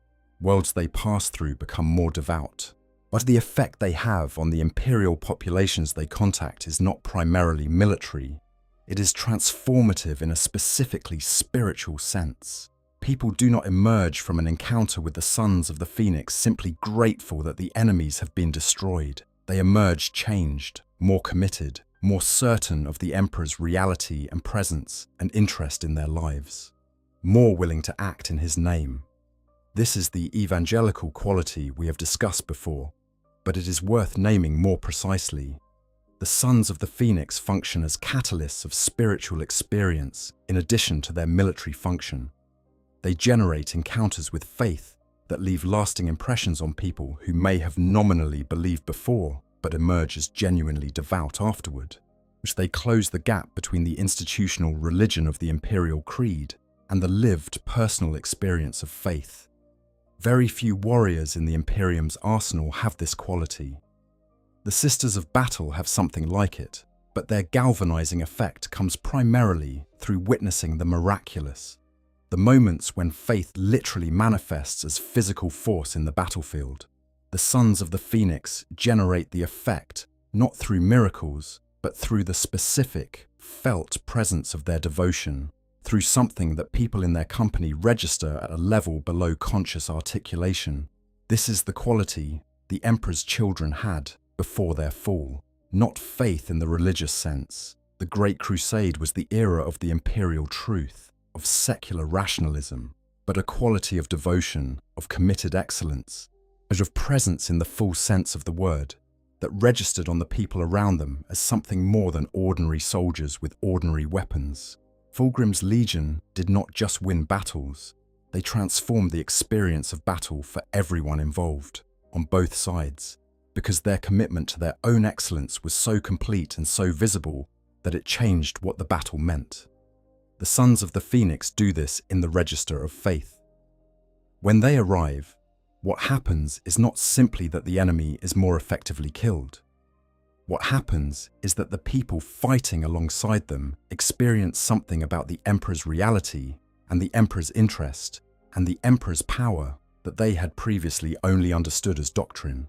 Yet the Sons of the Phoenix make the Imperial Creed feel true in a way that it did not feel true before they arrived. This is a remarkable quality. It is also a quality that, in the context of everything else about the Sons of the Phoenix, fits much more naturally with the Emperor's Children tradition than with the Imperial Fists tradition. Because the Emperor's Children understood, in a way that other legions sometimes did not, that the meaning of what you do is as important as the outcome, that the experience of excellence has value beyond the tactical results it produces, that changing how people feel about what they are doing is sometimes more important than changing the military situation. The Sons of the Phoenix have taken this understanding and applied it to the cause of the Emperor's faith, and in doing so, yes, they may have found the best possible expression of what the Emperor's Children were always reaching for. A note on what the future of this story might hold. The 40,000 universe keeps moving. It has been moving with increasing speed since the introduction of the Primaris Marines and the opening of the 42nd Millennium. New storylines, new characters, new developments that changed the landscape of the setting in ways that were not possible in the more static era of the late 41st Millennium. Things that were once certainties have shifted. Things that were once impossible have become events. The universe is, in the most literal sense, evolving. In that context, the Sons of the Phoenix represent potential energy in the narrative. They are a chapter whose most interesting story has not yet been told. Yet the question of their gene seed has been established without being answered. The specific character of their combat doctrine and their devotion has been demonstrated without being fully explained. The Thousand Sons' interest in them has been raised without resolution. And the broader narrative question, what does it mean if Cawl used traitor gene seed to create some of the Ultima founding chapters, has been laid out without being definitively addressed. Any of these threads could be picked up at any time. A future supplement could reveal, through the perspective of a Sons of the Phoenix warrior, dealing with an unexpected revelation about their own heritage, exactly what Cawl put in their gene vaults. As an encounter between the Sons of the Phoenix and survivors of Emperor's Children warbands in the Eye of Terror could force a confrontation with the genetic echo the Sons carry, potentially visible to psychers or to those who knew the Third Legion well. Cawl himself, in some future narrative, might be pressured or choose to explain himself, and the Sons of the Phoenix's creation could be part of that explanation. Or none of this will happen. The Sons of the Phoenix might remain exactly what they currently are in the lore, a richly implied but never confirmed mystery, a chapter whose deepest story is told in the gap between what is written and what is suggested. Both outcomes are valid, both have their own kind of value. The confirmed story gives fans clarity and gives writers something to build on, as the ongoing mystery gives fans something to talk about forever, and keeps the question alive in a way that generates perpetual investment. What we can say with certainty is that the Sons of the Phoenix, whatever they ultimately turn out to be in official terms, have already accomplished something meaningful just by existing and generating the discussion we have had in this video. They have made people think seriously about the nature of corruption and redemption in the 40,000 universe. They have made people ask whether the qualities that the Emperor's Children embodied at their best are inherently dangerous or merely contingently misused. They have made people imagine what might have been, what could still be, in some form, somewhere in the galaxy. In a universe as vast and dark and endlessly complicated as Warhammer 40,000, that is a real contribution.